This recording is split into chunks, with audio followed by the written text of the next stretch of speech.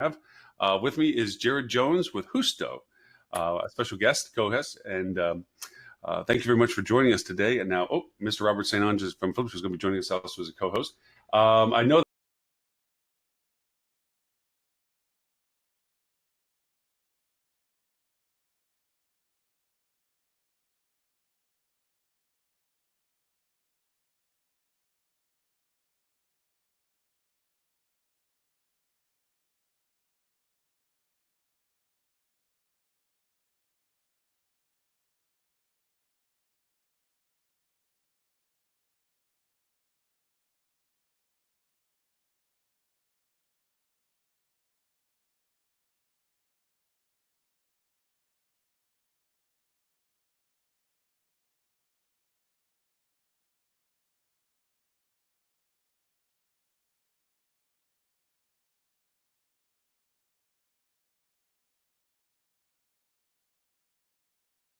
like Kevin, your CEO, your COO, he is CEO. He's CEO. He's in the chat room. So ironically, we gave you the direct invitation.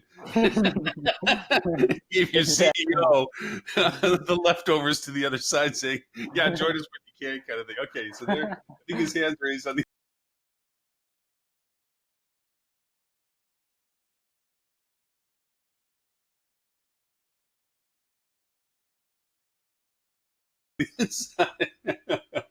So we'll go over and do that and see if he can join us now on the other side. Mr. Robert Cole, how are you, sir? I'm doing well. How are you?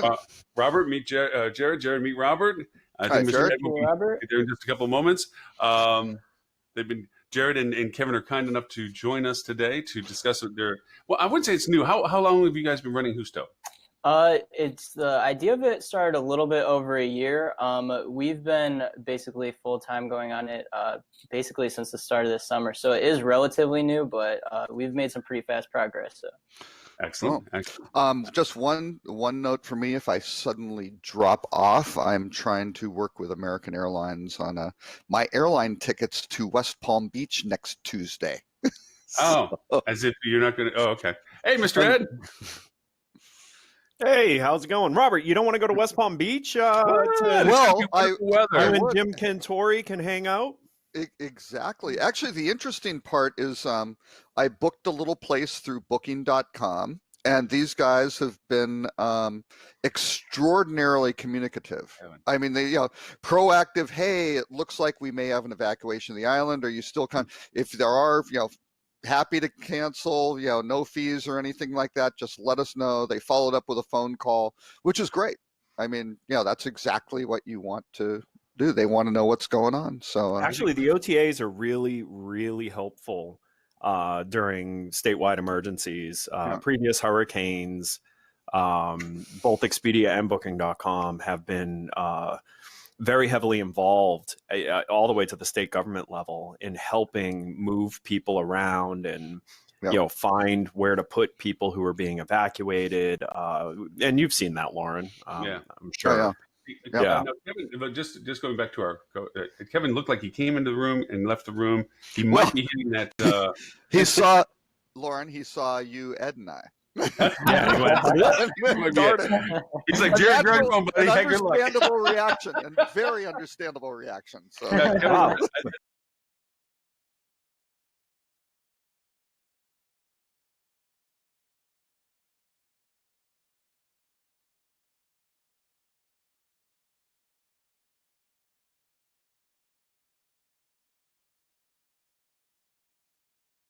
I think he's hitting a technical bump. Kevin, if you want to reach out to me via email, I'll keep an eye on the email thing if I can see if they can technically diagnose what we're doing. It might be that plugin. Jared, did you have to do that plugin on your Chrome? Yeah, I did, but it wouldn't let me do that until right before it let me join the room.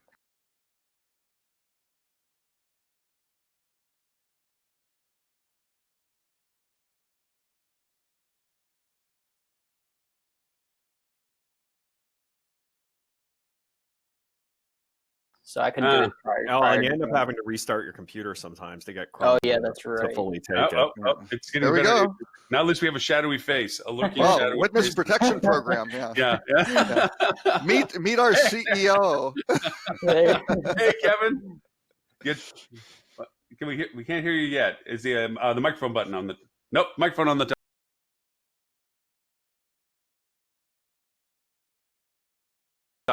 top. First, Florida for the next few days. Since just to give you some perspective, I'm in Southwest Florida. Ed is in Central Florida.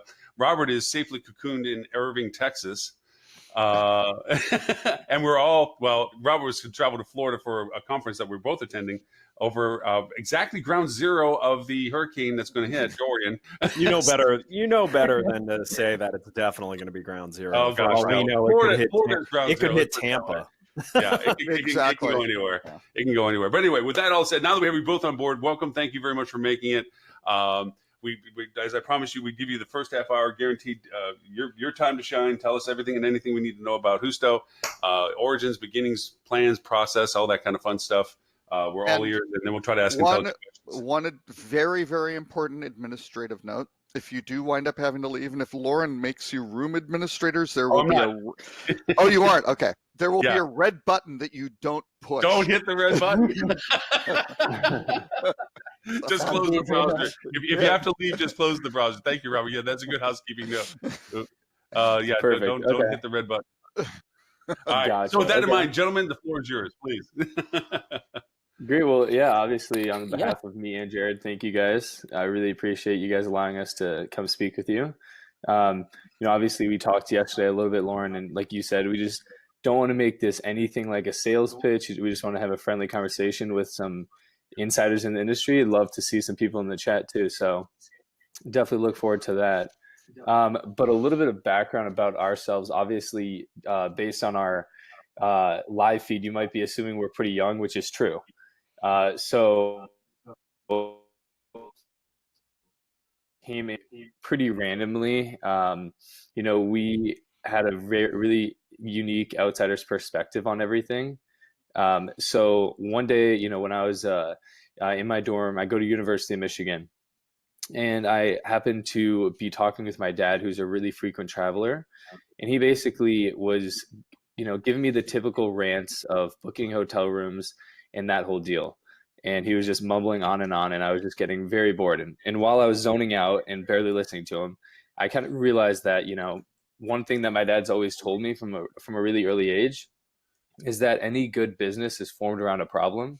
So I clearly saw my dad was having this problem when he was traveling. So while I was just in my dorm, I started digging into the industry as a whole, started listening and going to podcasts such as this one and researching online about what's going on in the industry. And what I found really shocks me, because I found so that's kind of how we stumbled upon the industry. Jared was the first person I ever got on board with me. And from there, we've kind of just been kicking off with a lot of really unique things that I love to talk about. Outstanding. Please go right ahead. Like I said, yeah, we're all ears for this for right now. To me, it's completely new. I mean, I'm only seeing it from the outside view into your website and so forth. So I'm here to learn what you guys are doing, to understand and ask from that perspective. So please.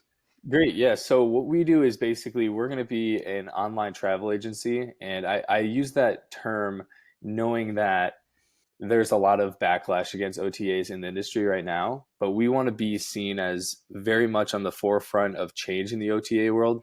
So we don't want to be like the other big guys that hotels really don't like. Before I even had any code written or anything even down on a business plan, what I did was I called a lot of hotels, ranging from boutique and basically just said, what problems are you having? And if you yourself could make the solution, what would you do differently? I got all that data from them. I, kind of just put into a doc. I analyzed it and said, all right, so this is what they're saying. This is the problems they're having. And, 99% of the problems overlapped, fortunately enough. So I said, all right, well, if these are the problems, what are some of the solutions? So obviously, one of the largest problems that we found was commission. So with our online travel agency, we have kind of two unique distribution channels in one. So what we do is we say we're not going to charge any commission, and that way the hotels can actually have a lot more price flexibility and give exclusive rates to our members. So you can kind of think of our service almost as Netflix for the frequent traveler. And, where Netflix might be really amazing for the frequent entertainment viewer, we kind of work like that for any frequent traveler. So that's our subscription program. We charge a very low $5.99 month fee. And this is a cancel anytime monthly fee. But then, that's just one of the problems that we solve is the whole commission thing. There's another problem with, for example, wholesalers. Obviously, that's a big issue right now. So we never source our inventory from them. We go directly to hotels. We have, who unfortunately isn't on this call, but we have another colleague named Cale Johnson. He's our director of hotel relations. He's one of the guys that will go and actually reach out to these hotels and them what we do differently, and then hopefully sign them up. So that's another route. We don't do anything with wholesalers at all. One of the other things that's really important for us is the whole OTA ranking system, because we don't have one at all, actually. So we built the entire site on these really robust neural networks. So I'll use the Netflix analogy again, if any of you guys use Netflix or Hulu often. So, with us, you basically, the more you use the platform, the better it is for you. So if you like boutiques that are in the $500 to $600 a night range, that's great. That's what we'll show you first. If you are more of an economy class person that might like a chain, maybe even by an airport, that's what we're going to show you first. So we kind of have it a win-win because, I thought of it as if I search on a different OTA and I look up hotels in Miami, and had the exact same results. It doesn't make sense for it to do that. And also it kind of hurts the hotel because obviously they have to really compete for this ranking. So with us, we kind of take that away and say, the only thing we're going to do is personalize all the search results by who you are as a unique traveler. So that's just a little bit about us. I'd definitely love to answer any questions just based on that. And I can take a deeper dive too. Mr. Robert, I'll let you go first. They don't want to talk to me. So I've listened Yes, to they do. 500 Don't make them talk to the grandpa. 500 Robert's the old one in our 500 group for this, so we always come and pick on him about his drinking habits. I get very grouchy. Go ahead, Robert. So, go ahead, Ed. I mean, I've got a ton of questions. Okay. Go ahead. So guys, what's the plan at launch for number of properties that you'll be offering? That's a great question. So,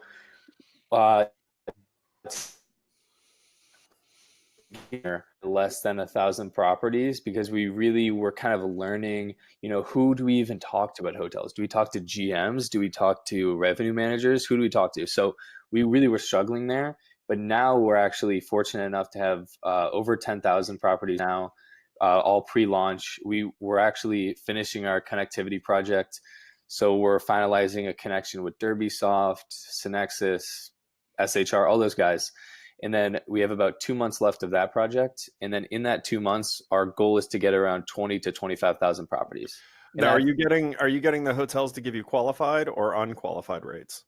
Those are, I believe they're qualified.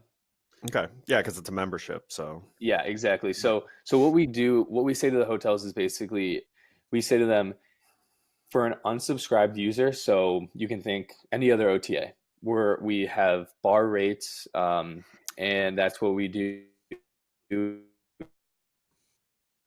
how the OTA world works. And then, or you can subscribe for that low monthly fee where you actually do get a significant deal, but we don't charge any commission to the hotel. And then in return, the traveler pays that low monthly fee. Okay. So what's your customer acquisition plan? How are you going to get travelers to know who you are? Sure. So we're actually working with a great agency now out of Cleveland. The name's Vivid Front. They basically do they have a really big focus on digital social media type advertising. So we know that, being a startup, we're not going to be able to compete in the SEO world with the likes of Expedia or Priceline because, I wish I had $1 billion to spend, but we just don't. Well, you need we can't really compete there. We're not going to be trying to show up. Yeah, it's exactly. It's about 5 a year. Yeah, it's a 5 a year. So we're not even going to touch that realm because it doesn't make sense. to what just happened. So what we're really going to do is kind of be really strategic about it. So we're going to go after, different avenues and showing why we're different, with, social media influencers, with targeting ads to people that maybe that have been in airports recently, and different things like that we don't have to rely on paid media for. But also what we really want to do is have this unique, exclusive community type feel for the first few months of launch. So what we're going to do there when we initially launch the platform in about 2 months from now, we're going to have a really amazing referral system. So launch a person that stumbles upon it, you're going to have an access code, which definitely, by the way, we will get all of you guys access codes, of course. So you click this link, it'll say, great, you got asked to join the platform, go enjoy it. If you want to subscribe, you can subscribe. And then you having an access link, which means you can have 5 access links to send to friends, family, whoever you might want to send to. If you subscribe, you get 10 access links. And then anybody that signs up through your access links, you both get $10. Mm-hmm. So that way we kind of are social engineering a way to really spread word of mouth from an early on, because we think that word of mouth is going to be our biggest play. If you're staying at XYZ hotel and your buddy is also, and you can say, hey, I got this crazy rate on this new website that I found. That's just going to be the best way, because we know that the hotel and travel world as a whole is pretty elastic. If you obviously we're going to have much better deals than $1 off, but that's just kind of how we want to play it. Mm-hmm. I just to make sure the playing field, I don't know if Ed's listening and just giving us a glimpse of his pretty face as he turns his camera on and off, but just to get, I don't know why Ed's asking these type of questions, is this is his second company. He opened up Easy Yield, and so it's kind of fun to see you all talk about what you're doing, knowing Ed is the youngest in our group, and when it comes to a regular co-host, and he went through this process. He's in his second cycle now, having been now with Flip2. So he is he's a wealth of information, and I'm sure you guys are doing all the right things. Yeah, but when it comes to startups, businesses, creations, virility, expansion, milestones of efforts and so forth, he's a great resource for it. So I can see why he's asking questions directed in that point of view. It's like he knows the struggles that you guys are going through about, okay, we have this great idea that we want to work with. How do we get to a scale that it actually makes something? He's on his second run. So he's that's why he's putting those questions. While we're waiting for Mr. Ed to bring back the beautiful face, Mr. Robert, go ahead. Yeah. Okay. So it sounds like you're working mostly with the platform. So you're connecting with Derbysoft, things like that. So you're not necessarily going property by property to get these 10,000. Like you're getting more kind of a network connection, I guess would be, so and then going and probing each of their participating brands, or so how that works is basically we decided on Derbysoft because of the amount of connections that they already have. So Derbysoft is already connected with a whole lot of other CRSs, PMSs, XYZ. That's why we decided on them. But how it works is basically we need to have a contract in place with the hotel to actually be connected. So Derbysoft can't just give us a lot of properties. We have to go to the property first and then say, hey, Derbysoft, we got this person on getting them on the actual platform. So with that being said, then what's making up the 10,000? It's obviously 1 or 2 big brands. So we do have flagship chains that have come on board. We're looking for to definitely get some more. We have some really great meetings set up, but also we're really proud of our boutique acquisition. Obviously, the boutique acquisition goes a lot slower because you might get 3, 4, 5 deals in a week, but those 3, 4, 5 deals only have maybe 100 total hotels. Right. So we have really proud of our array of boutiques. But the bulk definitely comes from our chains. Okay. Yeah. But, so let me ask you the big scary question. Sure. And not because I'm trying to give you a hard time. It's just I'm interested to see what you thought of. So the biggest challenge with launching a new consumer-facing travel provider is there is a threshold where once you prove that this is something consumers want, you're at great risk of Expedia or Booking.com making a slight adjustment to their business model and stepping right into your space. Right. What makes you think, or what do you, don't share anything that's like super secret, obviously, because the 12 people who watch this show may find it interesting. And 5 of them are here. Right. So what are you thinking? Like, so how do you deal with Expedia going, oh, okay, so people will pay a membership for special member rates? Great. We already have our 90,000, inventory, and we already have access to be able to take qualified rates. So yeah, let's do a test, and their test potentially will end up being 70,000 consumers in the first try. Mm-hmm. So how do you then combat that?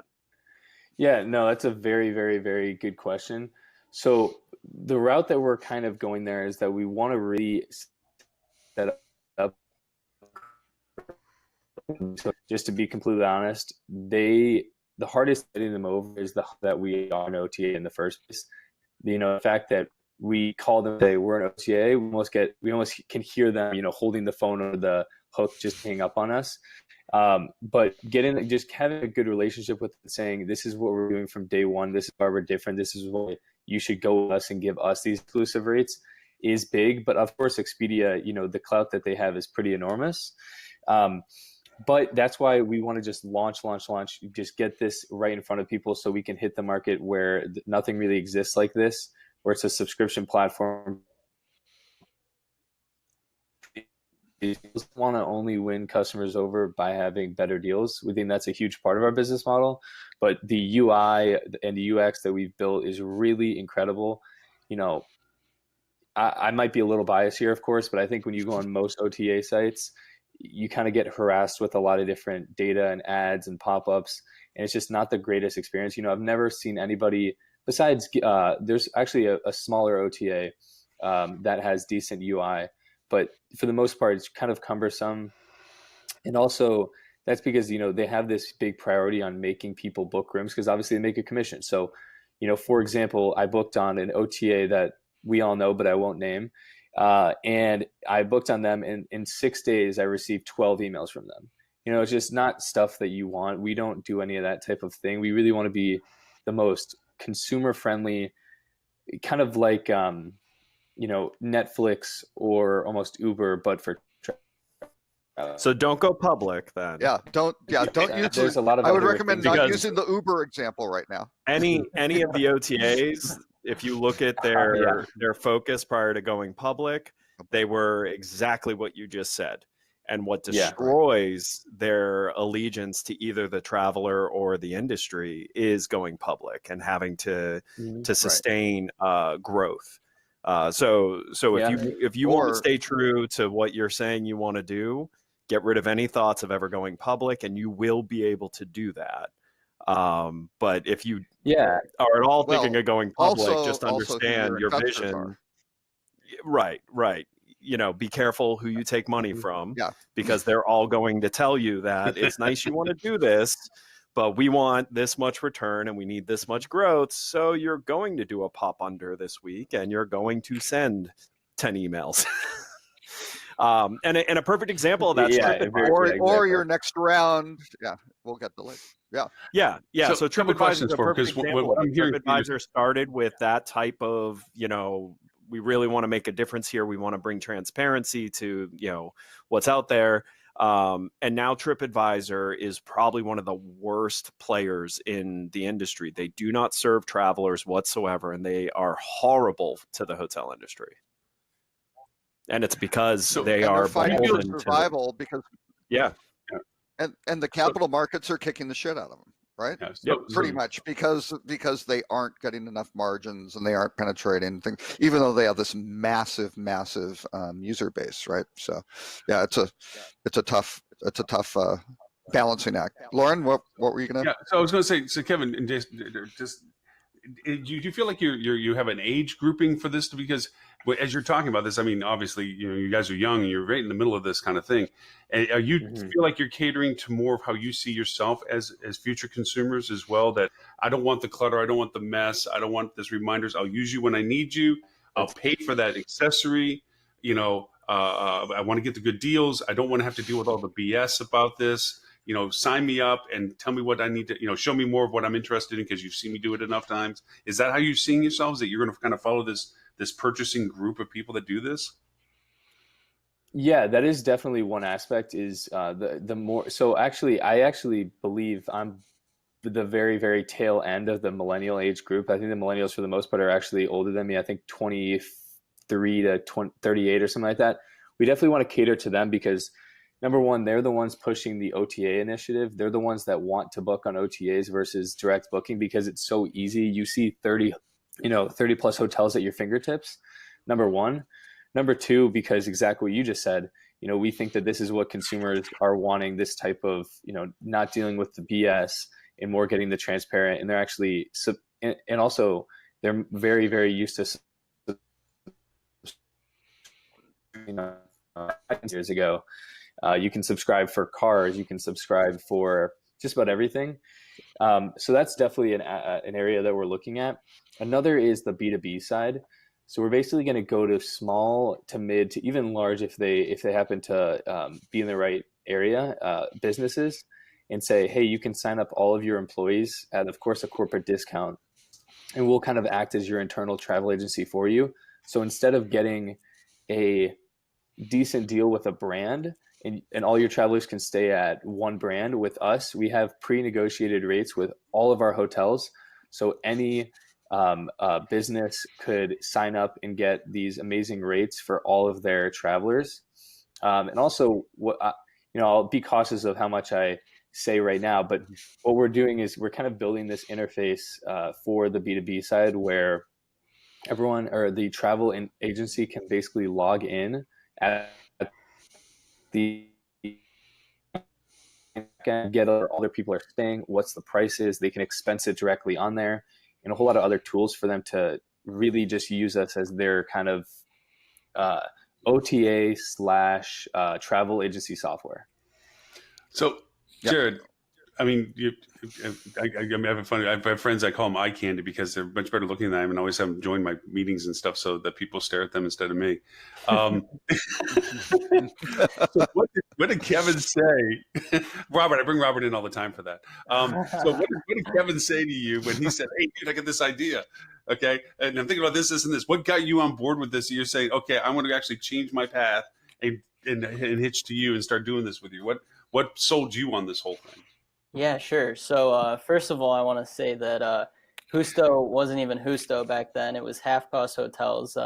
It was honestly a pretty different, same business model, same concept and everything. But I'd worked with Kevin before on a lot of different things, especially in the tech industry and stuff. And Kevin kind of pitched it to me the same way he pitched it to you guys right here, right now. And after working with him on a bunch of other things, it was really I kind of trusted him and believed in him. And then we set out and we did some things. And then eventually, I think the tipping point was we got to go to Red Roof Inn and pitch to their entire executive team. And that was back in the winter. And I was kind of like part-time, half and half on it. And then we went in there and they absolutely loved the concept. And it was really like a proving ground for us there. And since then, we just took all their advice and everything and kind of brought everything to what it is right now. Do you think you guys might look at that brands like Red Roof, as an example, might be looking at this as kind of a quasi membership thing that they can support their membership ranks? I mean, remember, was it Red Lion? It wasn't it that went over and joined up with Expedia? Right. They use their program as membership and so forth. You guys are putting together kind of a membership relationship, and a clean one. Where you're saying, hey, look, no clutter, no mess, no fuss. It's straight line benefit and opportunity. And these guys might be going and saying, look, we can't construct that ourselves. We don't need to keep branding ourselves, but let's join a potentially larger membership relationship. Do you see that as a pathway for you guys too? Absolutely. So yeah, that's a big thing that we say to hotels is that we really want to be the hotel's OTA in a sense, because we know that there's this huge push for direct booking, and I have absolutely no problem with that. I think that's a big way for hotels to fight back against the hurtful OTAs, is this direct booking push. I think, at this point, it's 2019. I think everyone should have a really consumer.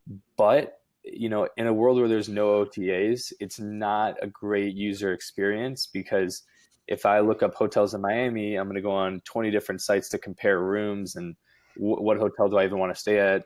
And then the boutiques, for the most part, get hurt really bad there because they don't have great SEO. They don't have as great brand recognition and so on.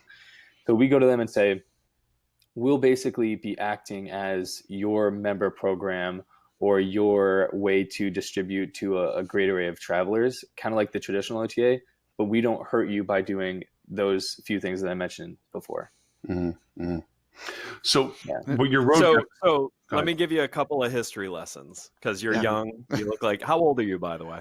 23. So I'm 21 and Jared's 20. Perfect. It's about as old as I was when I started my first company in this space. First of all, your ignorance of how hard what you're trying to accomplish will take you far. I always say that had I known He's speaking this from personal experience. that I know now, I would never have tried to do what I set out to do. If Ed was impossible. So don't. Successful is kind of the bottom line. Yeah. your Are you lack saying you of want my dumb knowledge luck?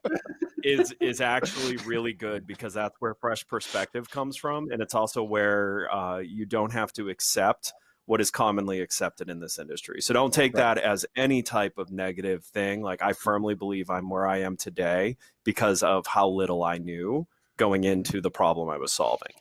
So let's talk about history, though, that you probably haven't felt a whole lot yet, but you will feel at some point, and you shouldn't let it take you by surprise.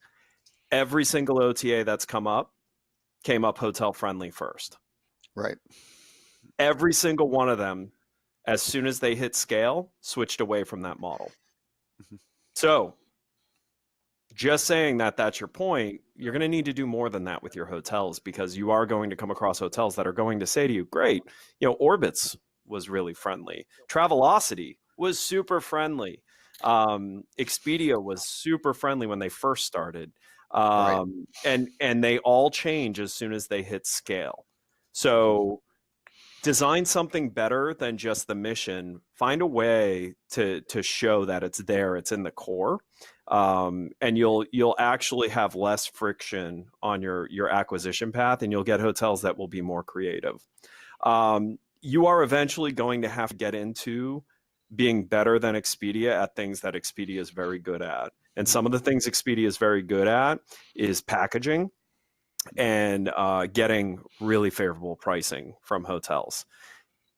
Not normally a friendly process in doing that either. No, but there's actually there is a very friendly way to do it that really screws Expedia up. I did it myself I started my first job before I started my first company was working at a small upstart OTA out of Orlando, and I screwed Expedia up constantly by developing ways of showing the consumer different forms of how you would display room and packaging. So technically, Expedia could not facilitate it. So I'll give you an example. When you go on websites today and you see like stay X nights, get Y nights free, or stay X nights, get a percentage off, I was the first one to do that. And that gave me huge headway over Expedia at the time, because they couldn't support it. So the hotels would just say, hey, if you can support the technology, we'll give you the same exact thing, but they're doing something completely different. So beat them where you can get, in some cases, you can get years before they can move.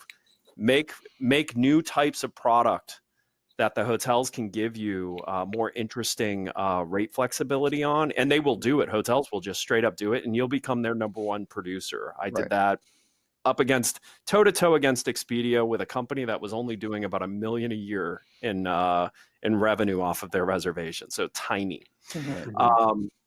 So take your core values, which are the same exact core values that all of these OTAs initially like went out with, and find a way to cement it so the hotels feel good that it's going to last you getting past needing them. And then beat the big boys by developing new ways for hotels to merchandise what they have to offer, and hotels will gladly give you a better deal because you will not be messing with their Expedia contract. Right. Yeah.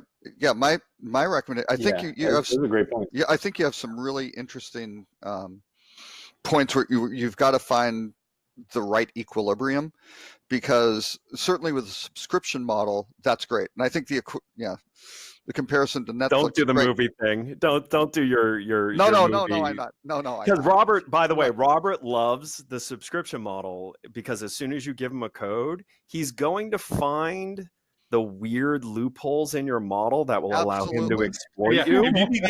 And then your worst nightmare. And then he will exploit the crap out of it and brag about it to everyone he knows. We've watched him do it to any. If you're looking for cracks in anything, let Robert do it. He'll find it for you. So the equilibrium point, though, I mean, Netflix was successful initially, kind of HBO, same way. I think HBO really started, is the subscription, you eliminate advertising, right?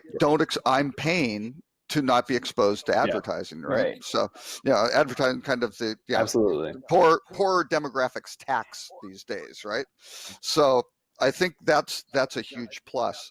The interesting thing in terms of the rates now, are you guys positioned where you can charge, or where the hotels can give you a higher net rate than Expedia? So you aren't sitting there going, hey, we need basically most favored nations clause. You need to give us the same deal you give Expedia or Booking or anyone else.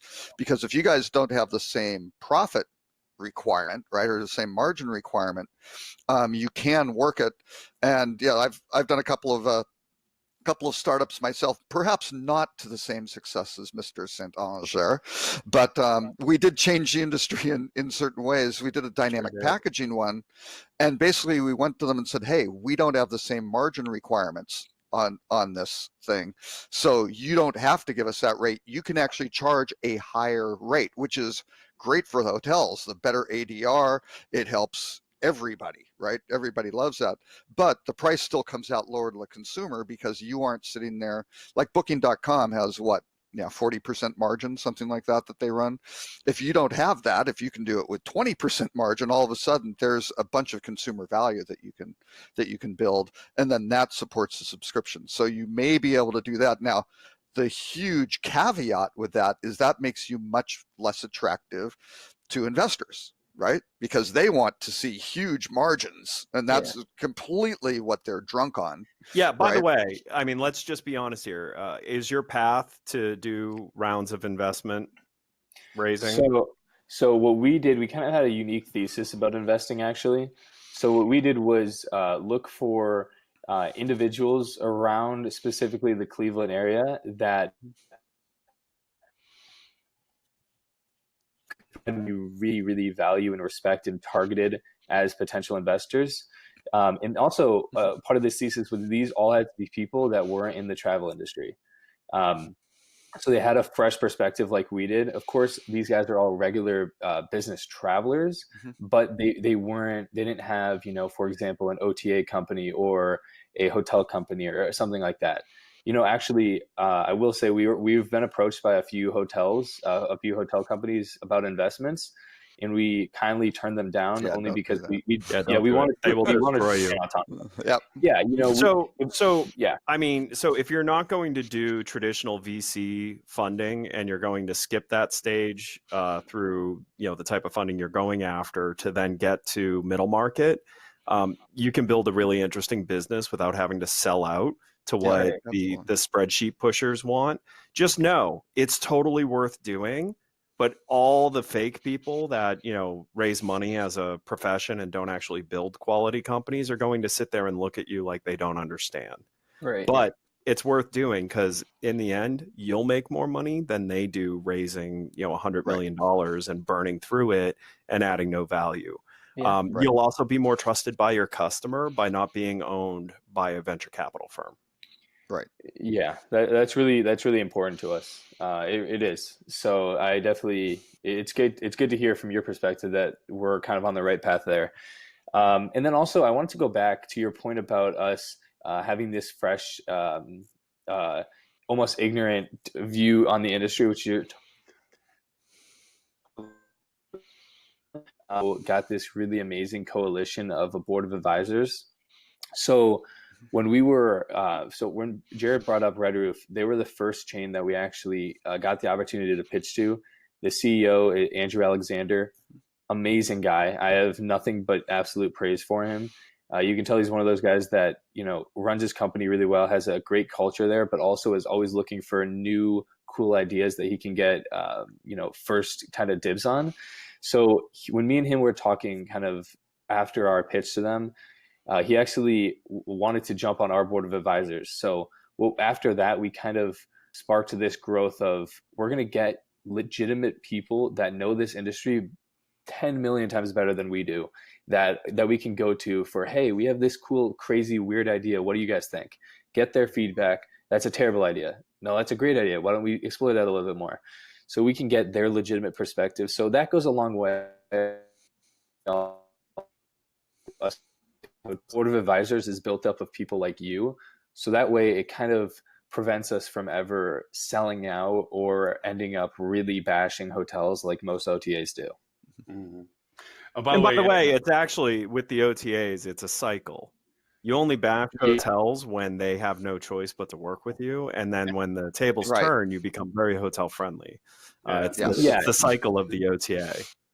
And we're really lucky to be in this. I definitely am one of those people that believes that a good business is always launched at the right time. We definitely think we're going at the right time because, as you guys know, there's this huge kind of ongoing struggle or war between hotels and OTAs, especially right now. I would say for the most part, led by Marriott. Mm-hmm. So if we can really get in the industry right now and say, hey, you guys hate these guys so much. I understand. I hear where you're coming from. As a traveler, I don't like them either, but we're completely. Well, be careful, because the reason Marriott, also, the reason Marriott hates OTAs is because OTAs point to Marriott's hotel owners that Marriott's not the only place to get travelers from. Right. So understand, OTAs are threatening to Marriott. Brands. They are not threatening to an independent hotel. Actually, think about this. You've just started a business. So if I came up to you today and said, hey, listen, I don't want to get between you and the customers you're working on, but you know what? If you ever have a bad month, I will sell the rest of your capacity that you possibly can support as a business. I just want 20%. Right. Would you love to have that sitting in the background available while you're starting this business and worrying about paying the people that you're convincing to come away from other jobs? Of course you would. The whole war against the OTA is a war between the big brands and the OTAs, because quite honestly, there was a period in time when all the hotel owners and asset managers and all of that started asking the question of, well, then what am I paying Marriott all this money for if I'm getting all of this demand from these websites? Like, what do I need Marriott for? Because history lesson here, the brands all really dragged their feet on getting into online room selling because they didn't think, I forget which executive from which brand it was, but like they literally were saying things like, oh, the internet's never going to take off for selling rooms. So they're coming from behind in an attacking manner. But if you talk to a real hotelier who operates a real hotel, you will not hear them say they hate the OTAs. You will hear them say they are cautious in how they use them, which that's any channel. Like, don't go all in on Facebook. Facebook's going to screw you if you go all in on them. Don't go all in on Google. Google's going to screw you if you go all in on them. It's about balance, but it's not hatred. The hatred line is coming from Marriott, IHG, like all the ones that are threatened, because quite honestly, Expedia has a stronger consumer brand than these hotel brands do. They sell more rooms. Yeah, a lot more. So be careful when you talk brands. And brands will make you think that the OTAs is this nasty war. I mean, the bottom line is it's a war because they threaten the brand's relevancy in the sphere of how hotels work. Well, there are two sides. That's the demand side of the battle. And then on the other side is the margin side, because the average hotel brand in the US, and there's some variance. I think Best Western's down like 4.5% or something like that. And like a Hilton Garden Inn pays, I think it's 14.9% of their rooms revenue to Hilton in the form of fees. Right. So, but the average is about 11.5%, something like that. So you take that 11.5%, a lot of these hotel owners, especially the big real estate investment trusts and folks like that, they got a management company. Well, that's going to be 3% of gross revenues right there. So let's just say it was, 11. Okay, we're at 14% right now. Then, you got a credit card fee. Let's add at least a couple points, to that. We're at 16. And then when the OTA comes in, you go, oh, how much do they want? Well, Marriott isn't paying 15%. Maybe they're in the 11% range. Some of these smaller independents are up closer to 20. All of a sudden, you're over a third of your gross revenue going, and the brands hate when I say this, to intermediaries, right? Because if you're the owner, it's a mouth to feed between the consumer and you, right? That's not a sustainable proposition. Right. And, and basically the OTAs continue to grow at a faster rate than the hotel brands. Because they invest in the consumer. Because they're investing. Just like you're doing. You're building a better mousetrap that will attract people and will make them loyal to you because you've removed friction in their day. And you're doing that with far more care and focus than a hotel is. Right. Yeah. And that's a big thing when hotels talk to us about, well, what about my direct booking channels? And I say, absolutely, keep doing what you're doing. Okay. But at the end of the day, you're a hotel company and we're a technology company.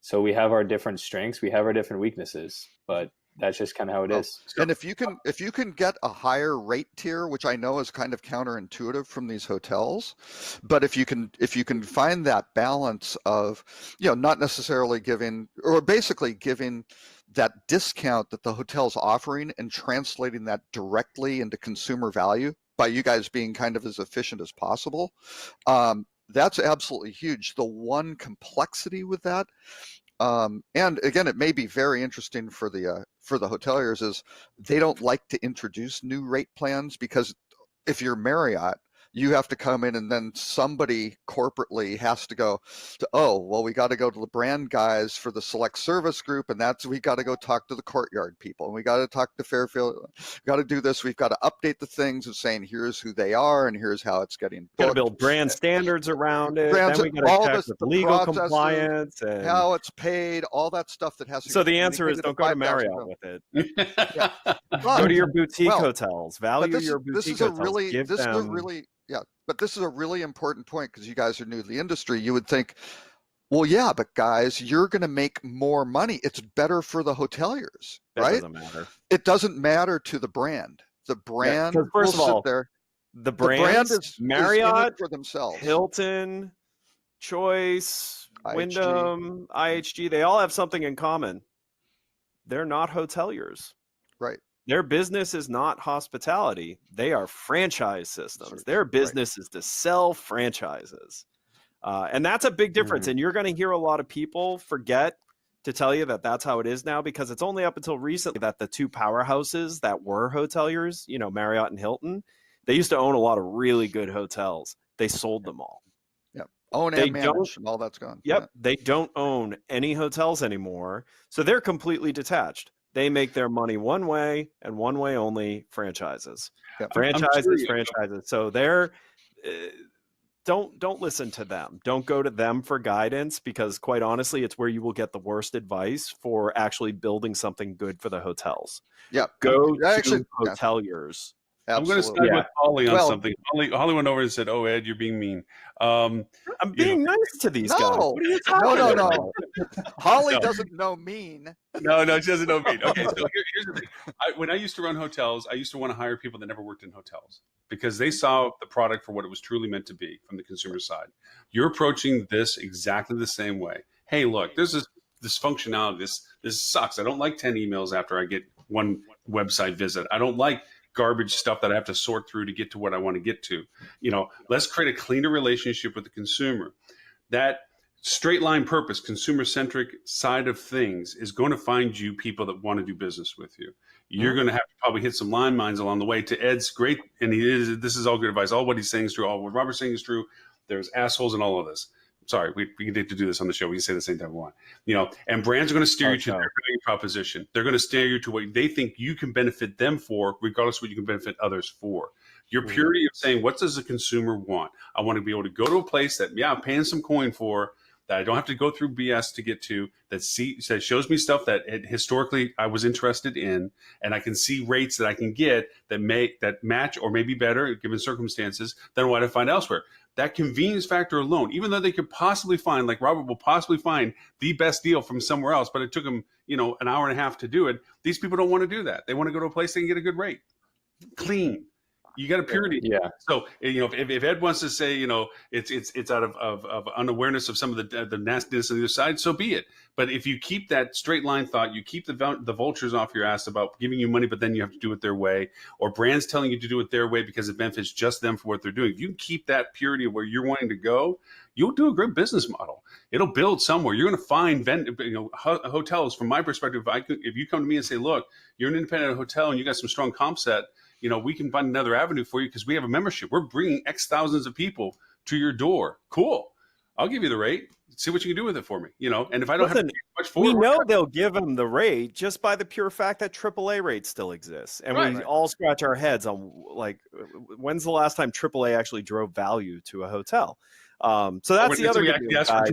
And this is why you don't need to be obsessed with raising money. Every time you hit a level, you will never fall below that level because nothing ever dies in this industry. So, don't feel like it's always growth. It's always growth. Like, build fundamental high quality value for the parts of the business that you value, and don't sell yourself short, because there are hotels on your platform that, because they're on your platform right now, no matter what you do, they're going to stay on your platform forever. Because that's what hotels do. If you serve them really well, they will do you favors.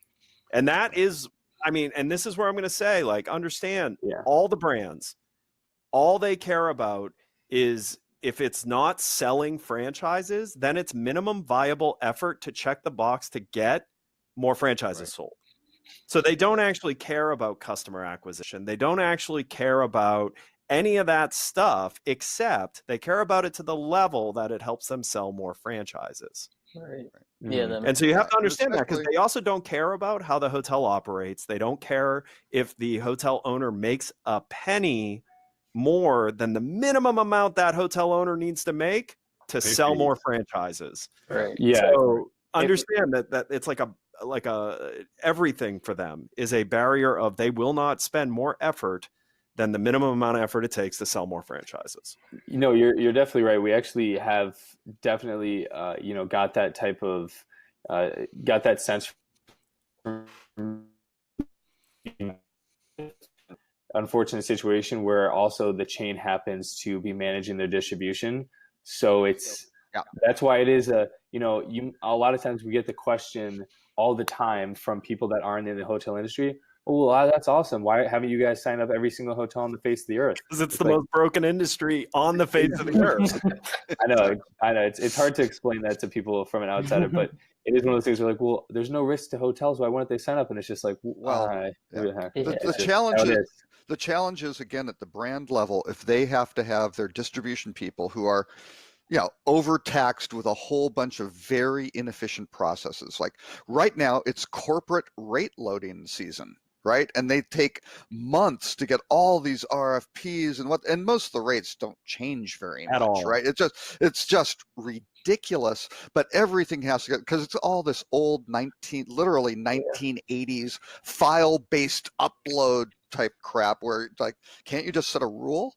No, they can't set a rule, sort of thing. So that drives them crazy. But here's the problem. They've got this bandwidth. And to add you guys in as additional bandwidth, there's an opportunity cost. And all of a sudden they look at that and go, No, and you can go, but this is going to generate whatever points of, ROI or increase ADR or whatever at this.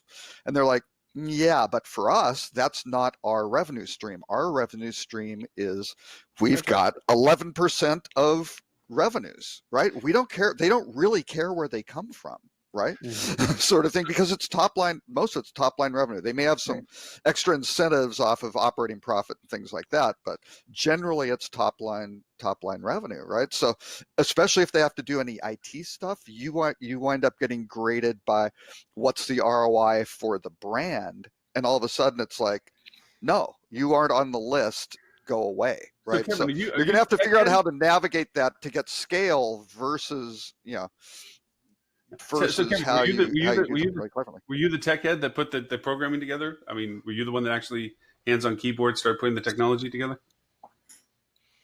So I'm more on I'm like the in between of a tech versus business aspect type of guy. I'm not the one that actually does the raw coding. We hired other people for that, but I'm the guy that's kind of intermediary saying, this is our vision, go make it type of thing. Right. I have business requirements guy. Yeah, I have basic coding experience, but we wanted to make something extremely quality from day one. So don't put me behind the keyboard.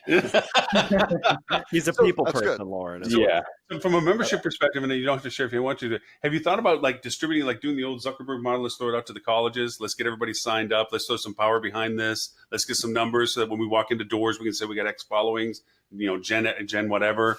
And we can bring them to the table for you because, doing that would also allow them to chase the long tail of the inventory market, go after the backpack inventory, go after the Motel 6s, the G8s, ownership groups and stuff like that. I mean, is that part of your roadmap? Or something you don't have to share if it's simply crap.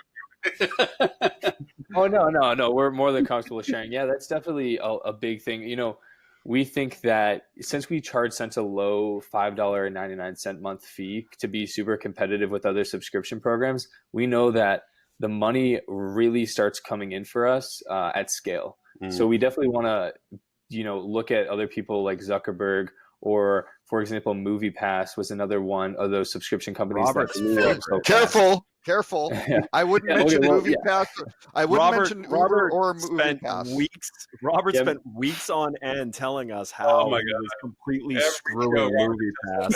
MoviePass went public. MoviePass is one of those ones where I don't even know if it's still up.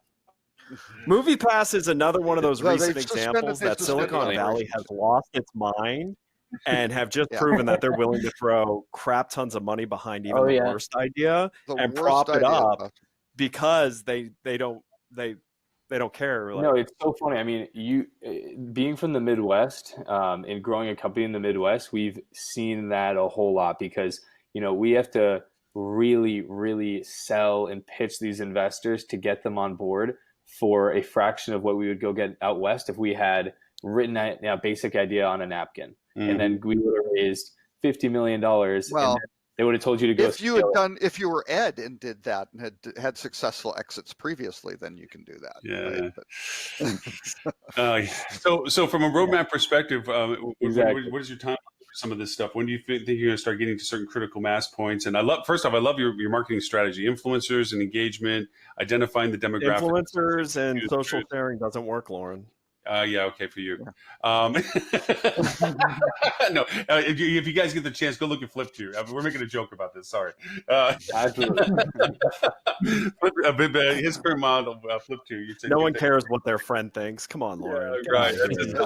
Well, if only Ed had friends, he'd realize this. But he is the platform Flip2 is what he is seeing for businesses, and it is totally based on the engagement process of influencers and friends and people and collaboration of information. Advocates. Yes. So timeline. So we're really just the one thing holding us back from launching right now is this last connectivity project. So it's basically the developers connect. And then once that's done, we're really again hoping to have about 20 to 25,000 properties, so that from day one we might not have that little niche crazy B&B that you love staying at in Key West, but we'll have mass for you to stay anywhere else with some comfort, with some option. Because that's important for us, because obviously if we're subscription based, we got to assume that anybody that subscribes won't use another OTA. So, we got to have that mass. Well, Initially, they're going to shop the shit out of you. As soon as they give you $5.99, you're going to see all sorts of shopping with no booking, because they're testing if they want to give you another $5.99. $5.99, right? Yeah. Oh yeah, absolutely. They're definitely going to go check the difference in prices out. Right. That's for sure, and that's why we definitely want to win them over with saying, here's the rate that we say. We know that every single OTA tells you you're getting the best deal. So what do you actually, that does beg another question. How are you guys dealing with the content issue? Like, so beyond rates, it's more than rates and inventory. How are you? Sorry, what was that? How are you guys dealing with the content issue? So hotels, All the image they don't have good content. So like, are you guys writing better content for your consumers? Because actually, a lot of people don't realize this, but that's a lot of Expedia and Booking.com's overhead is actually writing better content than the hotels would write about themselves. And it's actually where they have a lot of their consumer loyalty, is they do a better job at presenting the hotel than the hotel does. Right. That's a great point. So we pull all the content from the companies like DerbySoft and all that. They have a program called DerbySoft Max that supplies the content for the big chains, and then that they have access to Leonardo, to Ice Portal for the photos and that type of things. Right. But for content for the small guys that might not have the best content or even a place. No, but are you guys going to append that content? Because that content's garbage. Yeah, we definitely can do that 100%. You should. In amend stuff. Yeah, and also what we do is we kind of simplify everything on the user interface type end. So if, for example, the API pulls, all this mumbo jumbo about a policy, we'll kind of take the keywords automatically and make it more of like an image type thing. So, it'll say pet friendly, and it'll give a whole policy there. Instead of writing that whole policy out, we'll just say pet friendly and then have a little picture of, a dog paw. So it's super aesthetic and user friendly without giving you paragraphs for each policy. I'm going to get a little more granular about the marketing concept we do when you do the rollout. Are you basically doing a broadcast announcement of launch, or are you saying, look, Cincinnati at the time of launch normally travels to, based on demographics that you have signed up or would want to have signed up, to certain destinations. So you're going to create influencer engagement associated with those destinations where you have solid inventory availability, to Ed's point, so that the $5.99 is worth the spend. The next $5.99 will be worth the spend, because they're finding value in the relationship, rather than them looking at a place that you don't quite have enough inventory to validate the interest, and you lose memberships because they're picking someplace that you just don't have enough stuff there to really validate their value proposition. Are you tailoring your marketing to being centric like that? Or is it too much to ask to say that you can talk about that? Yeah, it is. So with this, with the social media tactics that we're taking, and the not even just social media, but just the different marketing strategies as a whole, the company that we're using has insane. Their niche is really this back end technology to look at the social medias, to look at the digital marketing. You can say you can target the right people. We don't. The agency is Vivid Front. They're really good at basically quirky different ways to target the right people. So that way, for example, let's say we just got a whole lot of inventory in California for whatever reason. We could now say, all right, let's instead shift our focus from Ohio and Florida. Let's go do a big campaign focused on individuals only from California, because now they can comfortably book in California and things like that. And we'll also we'll have obviously a lot of data on where our travelers are going. So we'll get that data. Oh, our travelers are traveling to Boston, so we got to maybe get more inventory there if we don't have enough, and different things like that. Okay. But for the very, very launch,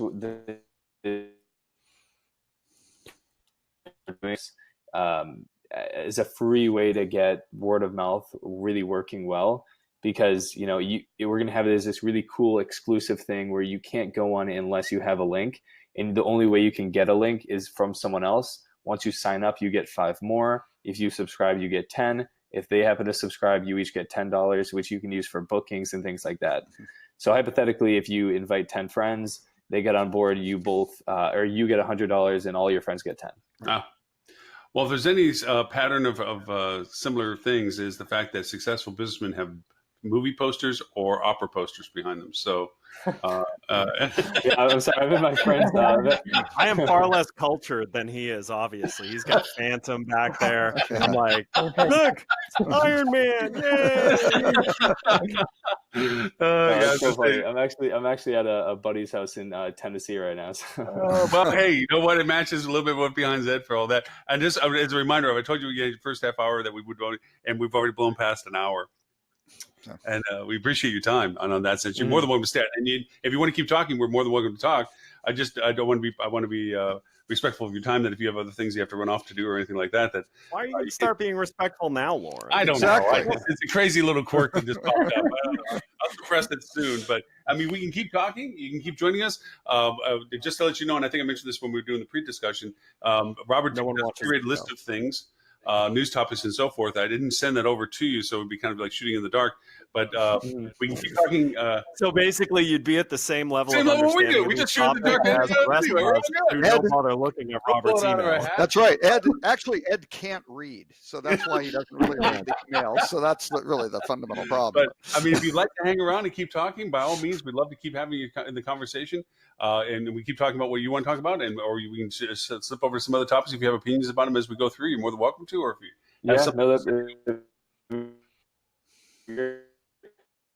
have minutes, but I want to see if you guys have any questions for me before I head out, just about the business, because I know that what we're doing is definitely new and unique. So if you guys have any other questions, whether it be our long-term vision or what exactly I can go back. Obviously, I mentioned the business model in the very early discussion, so just let me know if you have any questions. I'd love to answer. Well, I don't want to ask a question that you can't actually answer on something that's going to be out there because it's secret. Sure. Sure. I would sure be interested in hearing what the actual big vision is of this, because it's not what you're doing. So at any point you want to chat, I'd be happy to hear what you're working on. I'd love to. From that perspective. And the one thing, so obviously we didn't want to mention, I just wanted to bring this up because we didn't mention specifically who our hotel partners were, and that's only because we have NDAs with them. That's fine. But obviously, if once we're launched in 2 months, you can go on the platform and see for yourself. Certainly, completely understand that aspect of it. Hey, Robert, one more quick tip. Said in the beginning on the. Yeah. Oh, go ahead. Go ahead. Oh, sorry. I was just going to say, like I said in the beginning, I'll definitely make sure to get you guys the first access code so you can go run through the site. And also, specifically to you, Robert, about how you happen to, be the hacker of subscription programs. So we actually have a thing on our platform for the first few months where if you report a bug, you get $5. So obviously that's only $5, but maybe for you, he will. For each bug. No. He will exploit your problem to way more valuable than $5. Right. Exactly. So maybe we have. You're talking to someone who for 2 years in a group of people exploited a Continental Airlines fairing issue where they could not fare over spokes. They could only fare their flights over hubs. Quite successful. We could fly round trip from Houston to New York with a connection in Raleigh for about, let's say $400 round trip instead of like $1,200 round trip. And the best part was if you checked in 2 hours before arrival, they would upgrade you. They would change you to the nonstop flight. It was great. So, yeah. And then because we were frequent flyers, we got upgraded to first class. So that's what we do. It's a hobby. Well, yeah. So. Hey, maybe for you, if you find something big enough, we'll give you a lifetime membership. There you go. Yeah. No. The one Although, thing a lifetime of Robert exploiting any weak points of your membership may put you out of business. Yeah. That's why MoviePass wound up where it did. Yeah.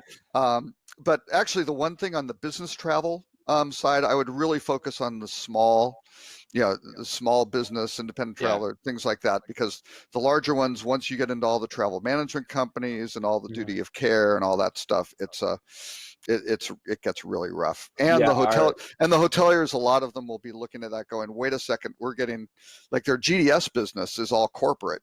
It's a very high ADR, and they don't want to see that eroded either. So, but the small business stuff is fine. They have no good method to reach that, and if you can provide it, that's a plus.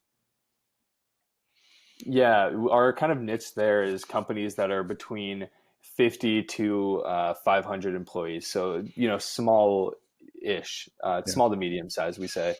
But yeah, so the research that we've done, it really shows that travelers at businesses want the flexibility to book wherever they want without kind of that corporate oversight. Yeah. But obviously, there's that dynamic where the business is going to give them some really cool tools to help balance that. Yeah, and a lot of it does wind up on duty of care, like with this hurricane bearing down, when you have executives who are traveling there, what you do with them and where you go and how you bail them all out. And you don't want to get into that customer support side at all, right? That's I mean, that's why Google doesn't want to go be Booking.com or Expedia, because the margins aren't as good as their advertising stuff, right? Because all that customer care thing, although they pesky being a good contributor to the industry thing. This is one of those times I'd say don't listen to Robert. Customer care matters. That's huge. It's absolutely huge. But I don't think you want to get the burden of you don't want to have customer care. Have to do it. You just want to be able to do it, and people be like, "Wow, we didn't expect that from you," because you don't have to do this, but still do it. Oh yeah, you want absolutely exceed their expectations on customer care. It's just you don't really want to be the folks who have to provide all this in policy customer care too. Right? Then you're really within a rock and a hard place. So before we forget, exactly. If you want to find out more about what you're doing, where to go to when and what time to expect to go into launch, and earmark what it is to do to get to you guys, what do you want to? Where do they need to all go? Sure. So keep an eye out for anything social media or on Husto. It's HUSTO. Our site is kind of a fake landing page with nothing actually active right now. And then when about 2 months hits, the actual site's going to be fully published. So just look out for any hoteliers. You can definitely just reach out to me or Jared. It's just our first name @husto.com. Anyone can reach out. Definitely would love to chat, whether you be a hotel, a frequent traveler that has an idea, or really anybody. I just love having these kind of talks. And obviously I definitely want to keep communication going with insight into the industry that is genuinely priceless for us. I can't learn it in business school. I can't learn it anywhere else. I just have to learn by doing. So I love it. Great. Excellent. Well, you're always more than welcome to come back to the show as time. And then when you get closer, we'd love to have you back, when you're on the threshold of coming in, so we can reacquaint people again and remind them to hook up with that stuff. So when it comes closer to that time, not that you're going to be chaotic at anything, pop on the show at least and retouch and go back through it all again. So, I mean, that sounds to be a lot of fun. Yeah, that'd be great. And without giving too many surprises away, I definitely will say that you'll definitely hear our name out there. A lot of places, so we're really excited. A lot of really good stuff's going to be happening soon. That's great. Yeah, I also think that the only way that things are going to change. Thank you guys so much. We appreciate it. Good stuff. Good talking. Yeah, thank you. Thanks for being. And just so I don't mess anything up, and ruin anything. So just close your browser. Close your browser. Don't hit any red buttons. Yeah, so be cautious. Okay. Thanks, Kevin. Thank you very guys. much. Bye. All right. Thank you guys. Appreciate it. All right. Well, that was fun. I mean, either I'm just that old, or boy, were they young. No, they're young. They're young. Yeah. Which is why I had to ask, because they look like they're 16. So. Yeah. Oh, wow.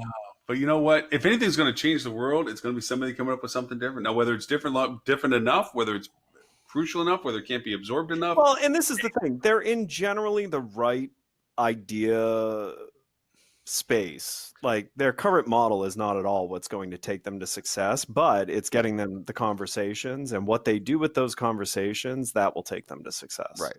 Yeah. You know, so and, like, and they seem to be going for whatever high net worth individuals or kind of extended friends and family type thing from their local area for funding, which is good. That'll take them a certain degree. The question will really be when they hit that next step to scale, because this kind of model is the kind of stuff that gets destroyed on stage at a lot of investment conference, especially because the VCs go in there and they go, I don't see the margins. I don't see this. You're going to have to spend billions and forget it, as opposed to smart, organic value creation for both sides of the marketplace, right? And then, was it yes, you, you can do Robert? it. No, Robert, no, Ed. But was it you, Ed, or maybe it was another friend of mine on when he, his company, it might have been John Shepke. I don't know. He says, my biggest challenge out of everything, because he sold his company after, on his terms, like you do with Easy Yield and so forth. And he says, my hardest point was when the devil first showed up and offered me a big check if I just gave the company away. Well, actually, so again, let's talk about ignorance here. I used to get 6 to 7 phone calls a day from investment people at Easy Yield, and I say it like that because I literally thought this was like junior people. And then when I ran into the guy who ultimately became my M&A banker and started giving him the names of who these people were, they were the heads of these funds calling me. So maybe the mix of ignorance is good, and then also the fact that quite honestly, I was doing what I was doing because I cared about fixing what I was fixing. I wasn't doing it for the money. Yep. So I always just kind of had this attitude of it's probably not worth a lot because I've not put any thought into making it valuable money-wise. But it's funny, that made it to where I never took any of those people seriously. Like if they'd catch me on the phone, I'd be like, hey, thanks so much. I own the company cash. We're doing great. We're not raising money. Thanks a lot. Have a nice day. And I wouldn't listen to them. But then I did find out it was like heads of like major capital groups and heads of like major private equity groups and all of this. And I was like, oh, wow. Okay. Well, that's, I mean, like my friend, like John Shepke, he started a company called Sim Partners, Strategic Internet Marketing Partners. And I was like his first client and so forth and everything. And then it blew up and got bigger and bigger and bigger. And he had in his mind that he knew he was going to eventually sell the company. He knew that he was building this company, but he wanted it on his terms. And he says everything was fine. And like you said, we're making money. Everything's good. I'm covering payroll. We're progressive. We're growing. Everything's happy until he actually got his first real VC offer. Mm-hmm. But the terms were not what he wanted. He would be giving way too much away. They would never be what you want. Right. Ever. If you had all built anything that you really care about, they never are what you want. Like, and that's the thing is if you know that you can do it, whatever it is you're setting out to do, and you're already like well down that path, it never makes sense to give large chunks of a company for small amounts of cash relatively. When you ultimately value what you're doing, especially if you enjoy what you're doing. Like I could see had I hated it and like really didn't care and just kind of wanted an aggressive exit strategy. Yeah, I probably would have done that and been like, haha. Here's an example what we did with Neat, and it wound up being a bad strategy, right? It seemed like the perfect one at the time. Our second largest investor, and again, the CEO had I think 1 or 2 successful exits before, so that was good. So we could attract funding. But our second largest investor was United Airlines New Ventures Group, right? Because we were a supply-centric organization, right? And to get those deals, we kind of thought, you know what? And we had some shares for the supply side, and that's all good. United came in and they had 20% because they brought in real money too, right? They believed in what we were doing until they filed for Chapter 11, and they had 25%. I take that back. They had 25%, and we needed them to dilute. Now they had non-dilution rights, which makes all the sense in the world at that first, kind of very, very early stage. But they would not dilute from 25 to 20%, which was a stupid decision, right? It was just flat out, no, post cash, it's accretive to the valuation. This is a no-brainer, but they still would not do it, and that killed it, right? And that right then, and all of a sudden you go, wow, your investment is less. This is not, nobody's getting killed here. But we then sold Descendant, who then changed the business model, right? And that's what killed the company completely, right? So, and that's it's crazy. Wait, so you gotta be really careful.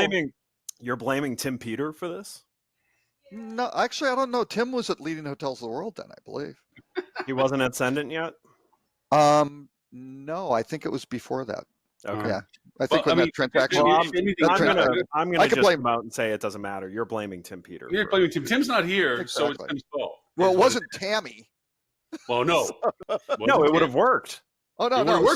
Ascendant Travel Distributions or I could name names of the guys who if it was changed Tammy, the business it would have model. worked.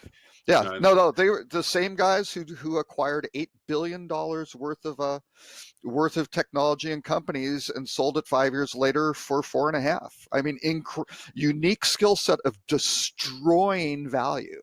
Yes. Well, not to make it sound fair, that was at a time where you actually didn't need to make money on technology. Yeah, that was still like, it's about growth and growth. Well, what better way to grow than to put $8 billion into something? That's it. No, that's basically what they did. I was around back then. I remember that. Oh no. Actually, I'll give you one. This was the real eye opener. I had already resigned, but they did an all hands call, all VPs. Second quarter earnings are in, right? For the first half of the year, they're like, okay, we're tracking for 7 billion short of our 20 million. So our 21 million forecast, right? We're 7 million short. So you go, wait a second. That means, because there's no seasonality, you've got 7 million for the first half of the year, and you need to double that in the second half of the year. So what were they doing? Oh, it's going to be a travel freeze. And things like you got that. This is not an expense issue, right? This is bigger than that. Right. Okay. So wait. So the end state was they made it. And they all got their bonuses at the end of the year. How did they do it? They spent $100 million acquiring a company out of Australia that was generating $16 million a year in revenue, right? And they somehow, August, September, they managed to backdate the transaction to the beginning of the quarter or whatever through some sort of deferral, something like. So they got $8 million of profit that they added to the 14. So they didn't organically add a penny to what they had done in the first half of the year, right? God. But they added the 8 billion or 8 million. Why am I saying billion? The 8 million. They got to 22. And they all got their bonuses, right? And that's how the company worked, because it was generating 2.5 billion in cash flow a year. Wow. And it was like they should have just set a hamper of cash by the door and said, take what you need. That was kind of the business model, right? So yeah, just absolutely. And you go, well, how could that happen? You go, that's how it happened. They just kept buying stuff to meet their numbers to do this, and nobody looked at organic growth or or integrations or anything like that. Back right? to our earlier co-hosts, I think there's two things from the lessons I've learned from my dear friend John was, and we do not to make it simplistic, but we look at like shows like Shark Tank and so forth, and you see these people squirm about needing money to scale and what they have to sacrifice to these guys that have the money to do it. He said, Mr. Wonderful. It's not about. He says when the first check came around, that was what he called the devil check. That was it. I mean, he could have enough money for everything he was striving for to do: the kids to college, the house, the car to that. Okay. Boom, boom, boom. Life would be great, but he would no longer be in control at that point, basically. And the VC knows that number because they've done 700 deals like that before. Then he said the second devil check was when he knew he was on the cusp of being, as you said, that when you get into mid-range and so forth, that sweet spot, that place where you can really make this something other than what it is at that point by scaling it much, and the money's needed to do that. You forget that, not to take out loans and everything. Ed, this intimately, is that check would clear all that gateway. That would open all those gates as to, yes, I could get the office-based expansion. Yes, I could get the scale to production. Yes, I could do all this. Yes, and sitting there going, he built it himself. He built himself up to that point himself. So that when he did decide to step away from these things in the progression of it, it was on his terms of progressive ownership, not on somebody trying to steal it from underneath of him. This is the way he looked at it. Yeah. And I mean, I learned a lot from his process, because being a dear friend, he would be calling up and telling me about, what's going in his head and so forth, and telling me what the situation he was facing. And I'm like, dude, what's your priority to this? You want to just ring the bell and say you got the money and you're good? Or do you want to ring the bell and say you blew up a company really big, but you had to give it away before you did? Or do you want to keep working on it, And he went through that process, and I give him great rewards, because when he finally decided to sell that incrementality, it was on his terms. He made well beyond what he ever did on the two other ones. So anyways, Yep. we have a little bit of time it's to hit some topic stuff. So I have some important non-hospitality topics. Actually, hospitality. Oh topics. no, here goes UC. What's UCF rate ranked? No, I'm talking about a hurricane. Oh yes. Yeah, there's this little thing. We're off. Yeah, it's it's interesting because the entire state of Florida's Labor Day is ruined. Yep. So you got to think about the economic impact of that. It's kind of That's the a last big good number. weekend. Yep. Yeah, but now if you look at the latest Euro and GFS model, this ruins the last good weekend for the Bahamas, the state of Florida, the Georgia coastline, and the South and North Carolina. Yeah, South and North Carolina coastlines. Yep. That's enough of the travel industry that you're going to have to take this into consideration when looking at how the industry as a whole is performing. Yeah. Because it's amazing. It is going to hit and have effect from the Florida Keys up both to coasts. Potentially DC. Yeah, both coasts of Florida. Yep. Like Food and Wine Festival started this week. Disney opened Star Wars this week. This was the weekend that hoteliers were counting on in Central Florida. Oh yeah. Daytona, St. Pete, Clearwater. This is the last good weekend for a while. And they can't make it up next week or 2 weeks later if nothing happens. Well, right? And they're not going to get to house relief workers. It's not the same type of situation. Yeah. So this is going to be a blip, a real blip in the industry's performance. I can tell you, that the other markets that we have clients in, it has changed our short-term strategy completely. Texas markets, West Coast markets, Northwest markets. Yeah. Hey, breaking news, Lauren. HSMAI has HSMAI has canceled all the stuff next week. You say breaking news like Lauren didn't know that. Lauren is the godfather of HSMAI. Hey, I got a deal confused.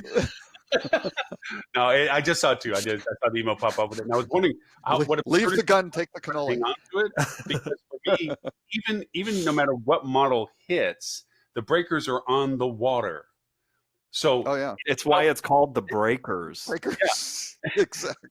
It's about attendance, and if the airports close, if Lauderdale or Miami, and they're going to close, are closing, a lot of this is coming, people infusing in. Well, even worse, here's the thing. Now that this thing's slowing down, this is going to be over Florida and affecting a good amount of Florida. Yeah, and actually potentially 3 because of the size of the storm. It's going to be a 1 over you, Ed. It's going to be a 1 over your head. I know. Well, you're going to get storm surge. You're going to get storm surge. You're going to get flooding just from we have more than, and then the backing up of the storm surge and the combination is really bad, right? And it's a new moon, right? Which is right. Yeah. And you have king tide. King tide, yeah. Right. Yep. And that's not just high tide. That's the mother of all high tides. That's high tide Harry's. Yeah. But the thing of it is that Miami flooded last time. And they didn't even get hit. Yeah. Let's not forget. Miami, Brickell flooded. Yeah. And it didn't even rain there.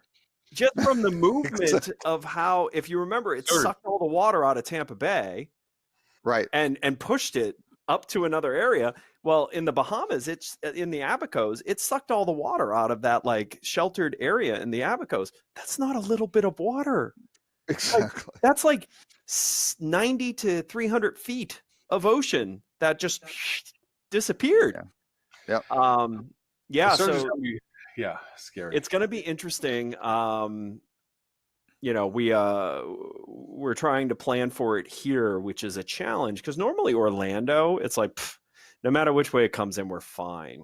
But I'll tell you what, the model keeps wobbling, and one wobble in the wrong direction for us. Like when it was pointing at Titusville, that was going to be catastrophic to Orlando, because Orlando has not been hit with something more powerful than a Cat 2 in like 80 years. So, you know, when we talk about areas that have problems with hurricanes, it's generally the areas that are getting hit for the first time in a really long time with a new level of power. Like Mexico Beach, had that hurricane hit Panama City Beach, it would have been less, like dead on, it would have been less damaging, because Panama City Beach had been hit with a powerful hurricane in a recent enough history that when it got rebuilt, it was rebuilt well. If Miami gets hit head on with a powerful hurricane, you can thank Andrew for clearing out everything that, you know, that wouldn't survive. So, you know, when you look at the fact that this was starting to look like just 2 days ago that Orlando was going to get hit with potentially Category 3, that would have been that would have been devastating to Orlando, because Orlando has not, in recent modern history, and remember 80 years ago what Orlando was. It was a swamp. Exactly. Yes. I-4 was a dirt road. Still well, is. It's still a swamp. They just built a bunch of stuff on it. It still stands still, and but no, I-4 is still a dirt road. It's just wider. But you know, so like you know, when you look at these things, it's frightening to think about. You know, like Myrtle Beach gets hit all the time with hurricanes. So like a Cat 2 to them, they don't get out of bed. Like they're whatever. You know, but if you hit DC with a Cat 2, I got American Airlines. I will be back. All right, good luck with your cancellations. You should be fine. Yeah. No, I'm with you on that. If it bubbles south for us and we get on the dirty side of it, we're screwed. And if it goes north, as it plans, we're still going to have Cat 1 stuff. The current entry point of it's going to hit Lake Okeechobee. That's like being over the ocean. Yeah. Like it's coming aboard and immediately moving to Lake Okeechobee as it's doing its turn. It could be a second Wilma. Yeah.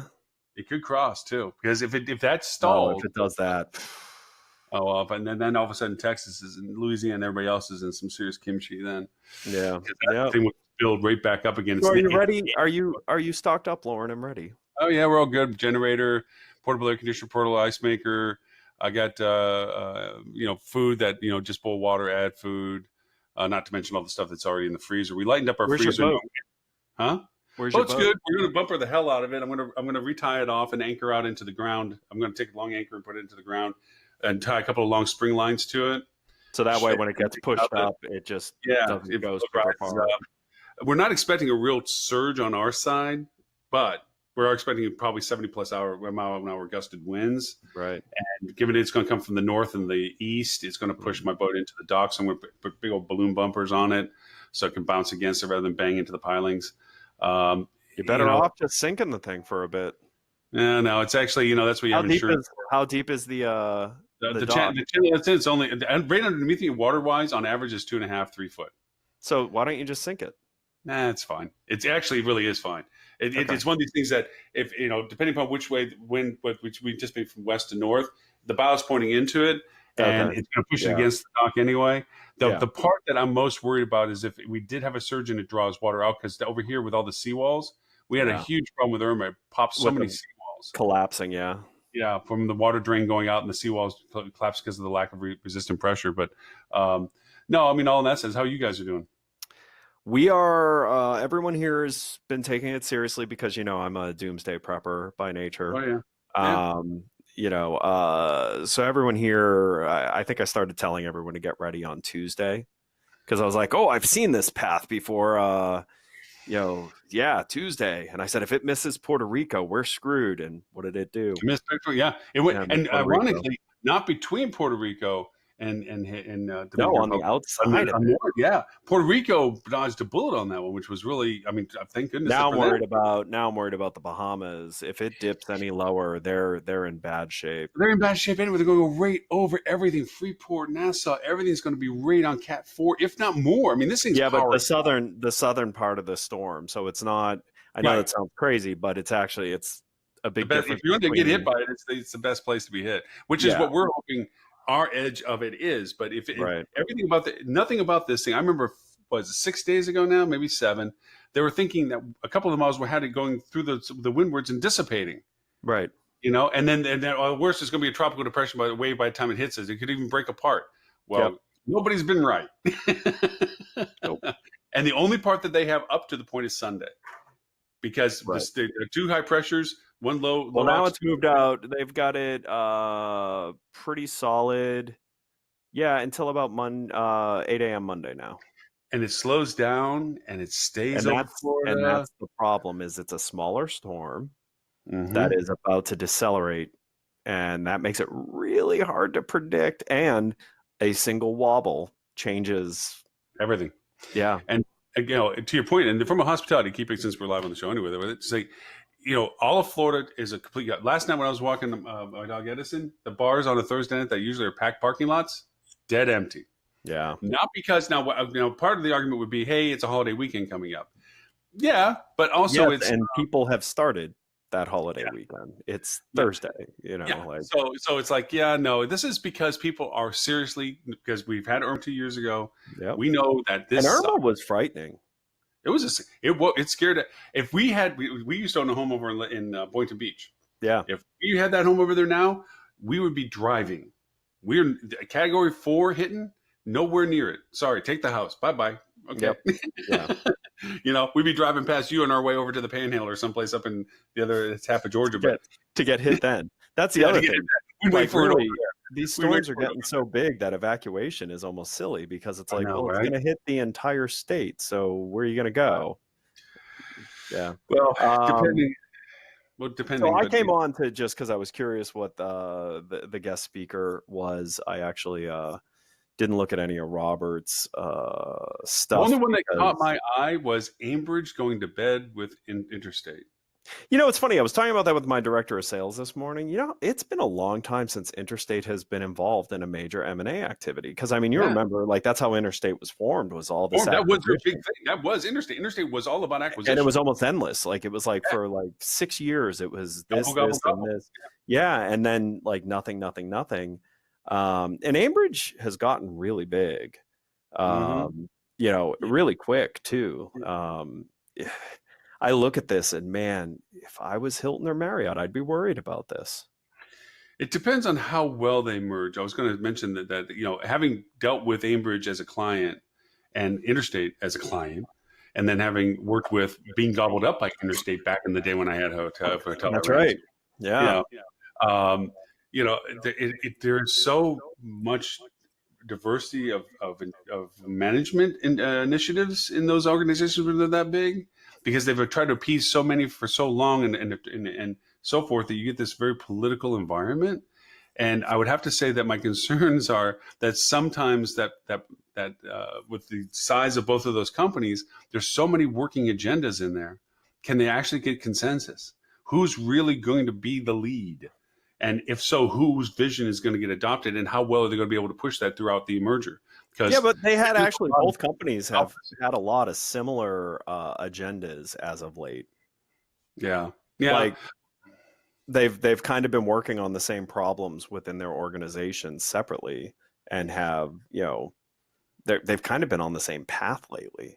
Yeah, I think that's another thing too with Ambridge and Interstate. I think because of the growth around them from the brands, they've been kind of pushed together into some parallel process, and strength in number. It's going to be interesting because the leadership of Ambridge is pretty strong-minded, and the leadership of Interstate has a vision right now. They've created this vision for themselves, and so I'm really interested to see how that all comes together. It's kind of fun when you see when you have people by name, people by history, their personalities, and you're looking at it going, it's going to be interesting to see them in the same room. Yeah, you're like, I can't wait till they have to deal with each other. Can I just be a fly on the wall? I want to hear that conversation between those two people that walk in with their entourages and their missions and their heck yeah. In that sense, it's going to be a very interesting combination that comes out of all that. And I think, to your point, it should be a strong one that the brands should pay attention to, because now they're bigger. Yeah. And also they have a lot more flexibility because they're not touting brand. They're not they're touting their service, their control over product, not Right. their Not, yeah.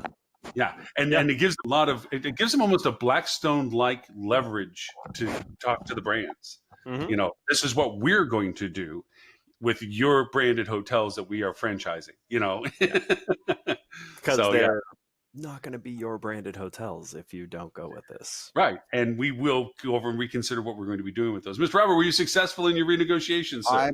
I'm on hold. I was just going to say, what's the surviving company name? Is it Aimbridge? We'll find out. It's InterAim. InterAim or AIM State. Amber State. It's Amber State. Okay, thank you. Amber State. I would say because Aimbridge acquired Interstate, I would much rather be on Hopefully the they Aimbridge hire team than the the Interstate same. team. Hopefully they hire the same branding geniuses that branded Bonvoy. Yeah, Oh, yeah, well, that'd be awesome, wouldn't it? Exactly. Yeah. Exactly. Yeah, that would be a great name for it. Something that would be so useful as that Yeah. Bonvoy Yeah, thing. but I've got to think most of these mergers for the acquired things normally don't turn out as well for the acquired company as the acquiring company. So I think the CEO's Aimbridge, the president is Interstate, but I've got to think the next tiers down, there's a lot of overlap, and this is a big Which is cost going to actually, this will be good for the industry because this will give birth to a crap ton of new management companies. Absolutely. You're right. Yeah. All the operations guys, all the F&B guys, all the marketing guys are all going to be. Yeah, it's like, because if you look at how a lot of the what are now, kind of the middle of the management company world, they all kind of came from the Meristar and all those different mergers where the executives were cut loose, and those executives went on to start a small, geographically centralized management group that then just turned into massive groups. So it's the circle of life. It's like you cut off the branch, and everything that falls off of it turns into completely new trees. Yep. No, very true. Hey, going back to the hurricane thing real quick from a hospitality perspective of it, just for those who are and may listen to the show just because they have nothing else to do, the idea of what to do for your hurricane time, I've had some success. A couple of things of caution. One is suspend all of your planned campaigning. Please suspend everything. Shut it all off. Shut it all off. All your scheduling stuff. Stop with the promotional aspects of everything. Turn everything off and turn into a communication relationship. Centralize that only one person is in control of your messaging. Just one person, not your marketer, but who would be rating out notifications. And don't forget that gouging is illegal during times of emergency. God's sakes, yes, please don't over and try to exploit. Not only illegal, it's a dick move. So. Yeah, it's a total. Yeah. On the other side of it, what I would also go for reparations of opportunity is I would take everybody who's on your books that had to cancel, and depending upon your level of need or not, either give them a free room to come back with, or something that says, we are so sorry that this is happening to spoil your travels. We know it's not our fault, but by the same token, we're committed to your happiness. We'd love to have you back at another time. And ideally, what you should do is, if they were a 2 or 3 night stay, offer them a free night on their next 4 night night stay, because then you're actually not really giving up anything. Yeah. Yep. Yeah. So and even if you want to give more, I'd even be recommending just be a good human being. I will say Orlando hotels have done it incredibly well. And Harris Rosen really was kind of the catalyst of the first hoteliers to do this when hurricanes happen. He goes down to his actual cost to turn a room, which, for those of you who don't know, he has no debt on his hotel. So his actual cost to turn a room is in the low 20s for AAA or 4 Diamond hotels. $27, I think it was. Yeah. So, and because of that, now actually, it's funny, as I was talking to a friend, and I'm like, "What are you gonna do? Are you ready for the storm?" He's like, "Are you kidding me?" He's like, "We're going to Disney." He's like, "They're amazing. They bring in all this extra food. They bring in entertainment. They lower their prices." He's like, "Yeah, we're gonna just go to one of the Disney hotels and hang out there." And that's actually because the hospitality industry did the right thing years ago and continue to do the right thing, which is, this is not the time to take advantage. Because first of all, if you are not pummeled by this, you'll end up housing relief workers, which you will make a pretty penny off of during a very slow season. So take care of your locals, and your locals will then look to you anytime. And we all know hurricanes move. This hurricane may not hit Orlando. That's still in the cards that it may not hit Florida. There's a 5% chance it doesn't hit the U.S. Right. Yeah. So, but you know what? You got a bunch of bookings from people who are expecting to be at your property because the hurricane's coming. I'd even go so far as to say that Rosen did a great model with that too. And having gone through hurricanes, and as a hotel GM, one of the first things we did was the restaurant turned free. We literally fed the people that were that were stuck with us because they had. I mean, there's shelter. That some people don't have the living facilities that are going to survive anything, and we did that. We went over and made a completely local rate. I didn't go as far as Rosen at the time. Rosen was genius when he did that. I didn't think of that at the time. I just had an incredibly like $40, $50 rate kind of thing, and which is still amazing because this is back when you were Hilton. Yeah. And did you have the $75 resort fee? Yes. Never had resort fees. Never had resort fees. He had to come in and quip that. He totally had to come in and get that quip in. So, and then when they came in, and then we did basically soup kitchen mentality restaurant. Everybody got fed breakfast, lunch, and dinner for as long as we had food. And, always tried to get food in and stuff like this. But it was a matter of, hey, look, we're in this together and we understand. And we hope that your family stay safe. So please, our building was an approved shelter building. And so we had them come in and you do that stuff. And you are right. Now, all of a sudden, every one of their families that come visit them stayed with us. Yeah. Every time we asked the community to participate in something, we were always invited. Because you became a member of the community. Right. Our business was seen as a community leader because we participated. You're seen as a huge benefit to the community because of how you acted when the community really needed you. Yeah. So and there was plenty of times where the community was doing something to promote destination stuff. And they said, hey, can we put you on our thing? I was like, sure. What is the cost? We just want to put you on, Why? Because, and it happened more than one hurricane. We were always the hotel that they knew. I mean, we started having people that were within the government that they was there. And they were the ones that told the relief workers, when you come, this is where you need to go. Yeah. We support each other for that. And then there was other hotels that tried to exploit it and never were invited, never were included, never, they fought against everything about it. So it pays for itself, not in the dollars that you make during the event. Yeah, it's karma.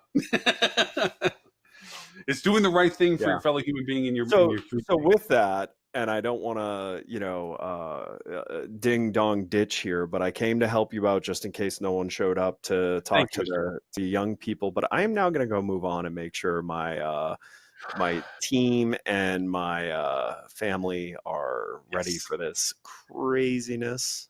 Hey, there's always an invitation. If you have to get somewhere that's better than where you're at, if it happens to be worse than here, you have an invitation to come down. Same here, my friend. I have an extra house right now, as you know, that. You end up having to fill it in with dirt, by the way. But how'd that look? It didn't work. But it looks damn good now. It looks damn good.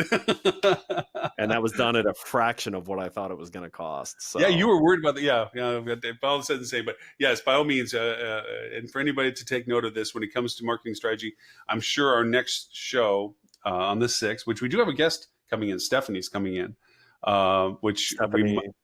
Oh, I'm sorry. I got to go look up what her actual title is, but revenue management. A host. A co-host. A host of the show that organizes these things would actually tell the other hosts of the show. I know. I got to go look it up. Me and names. Details like who's name I butchered last week? Vikram's. I butchered Vikram's name last week, right? You'll never do it again, though. Right? I got it burned in my brain now. It takes me that much. After all the crap I put you through for it, you'll never make that mistake again. Oh, from Red Lion, Stephanie from Red Lion. Oh, cool. So, I'd be interested to hear what their post Calvin revenue strategy is, because he had very specific revenue strategy for them. Yes, he did. I still have them all on paper. His rate tree is still what I consider to be a brilliant model, to be honest with you. Yeah. Very solid model on building on stuff. So anyways, Mr. Ed, thank you. You and your family safe. You and your team safe. To you as well. And everyone bear with Flip 2. The majority of our account management team is in Orlando, and I'm not going to make them come here during the storm.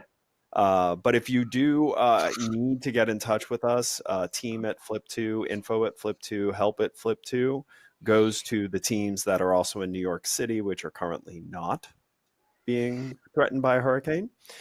So we will get back to you and we will keep an eye, but please bear with us. And if you're in the path of the hurricane, please check your email. We have emailed you about our suggestions on what you should do with Flip2.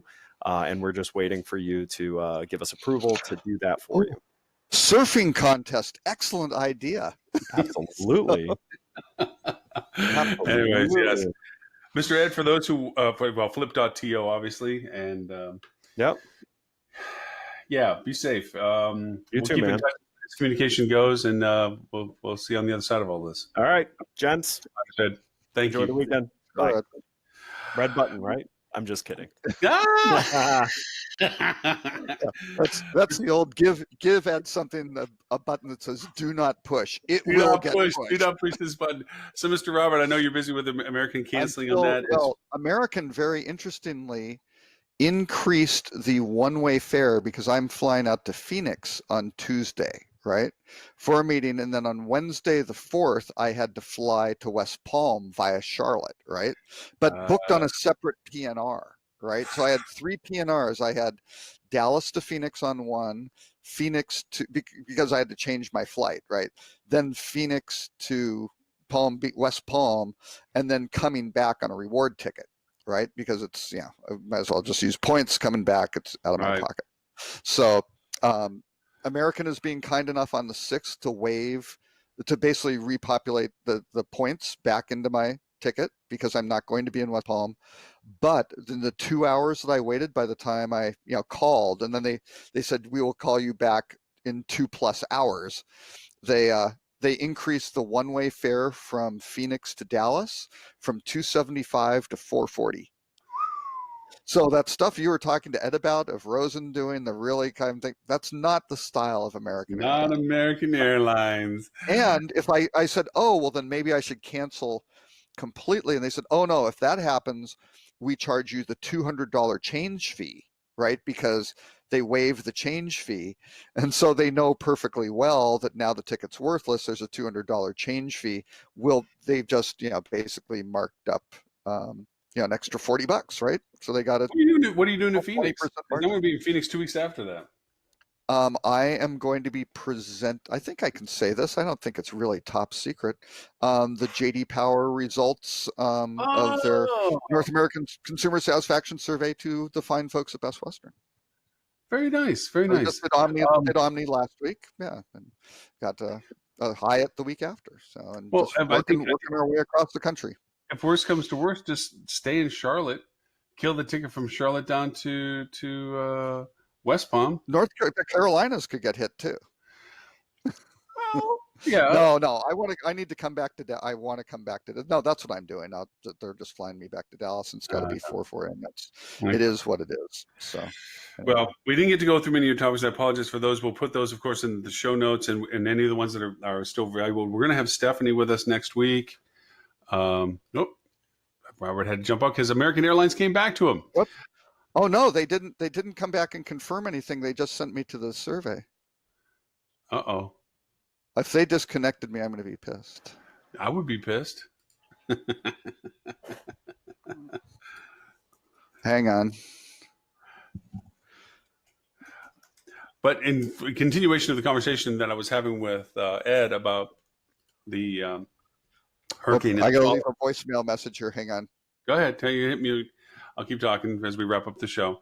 The hurricane is going to affect a lot of tourist business for all of Florida. Subsequently, probably Georgia, at least just in the possibility of it affecting people's decision to go anywhere along the Savannah or anywhere along the Georgia coastline. And it might potentially, based on how far north it goes, at what level of strength it goes, the effect on the Carolinas as well. And at least from the decision process of people as to what they're choosing to do for that effect. So in mind with that, that all hotels should always have a crash kit of what they should be doing in relationship to these. I had mentioned earlier, suspend all of your social and paid campaigns that you're running at this time for the time that you're looking for bookings here, or for the bookings of the impact to you, because they're useless. You're spending and wasting money, and you're creating a mixed message if you're doing social postings about how awesome it would be to come to your hotel during Labor Day, and you're the one that's by ground zero of a hurricane hitting. So make sure that you reach out to, if you're not doing it internally, your third-party agencies, that all those things are stopped and done. I would also recommend that you tell to your third-party agencies and anybody that has their hand on your accounts that they're to do nothing with them, and that you have a designated person on your team that is the voice person, the spokesperson for your hotel as to what does get said, and that you do it in a unified voice at all times. So if you put something on Facebook as a status update of your hotel, that the same message goes onto all platforms at the same time, so that there is no inconsistency of messaging.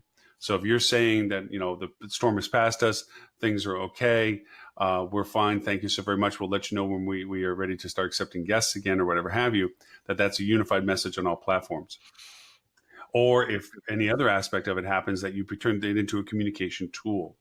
I would also recommend that if you haven't already done this out of the midst of everything doing for hurricane preparation, that there is a marketing plan that is a post-event plan.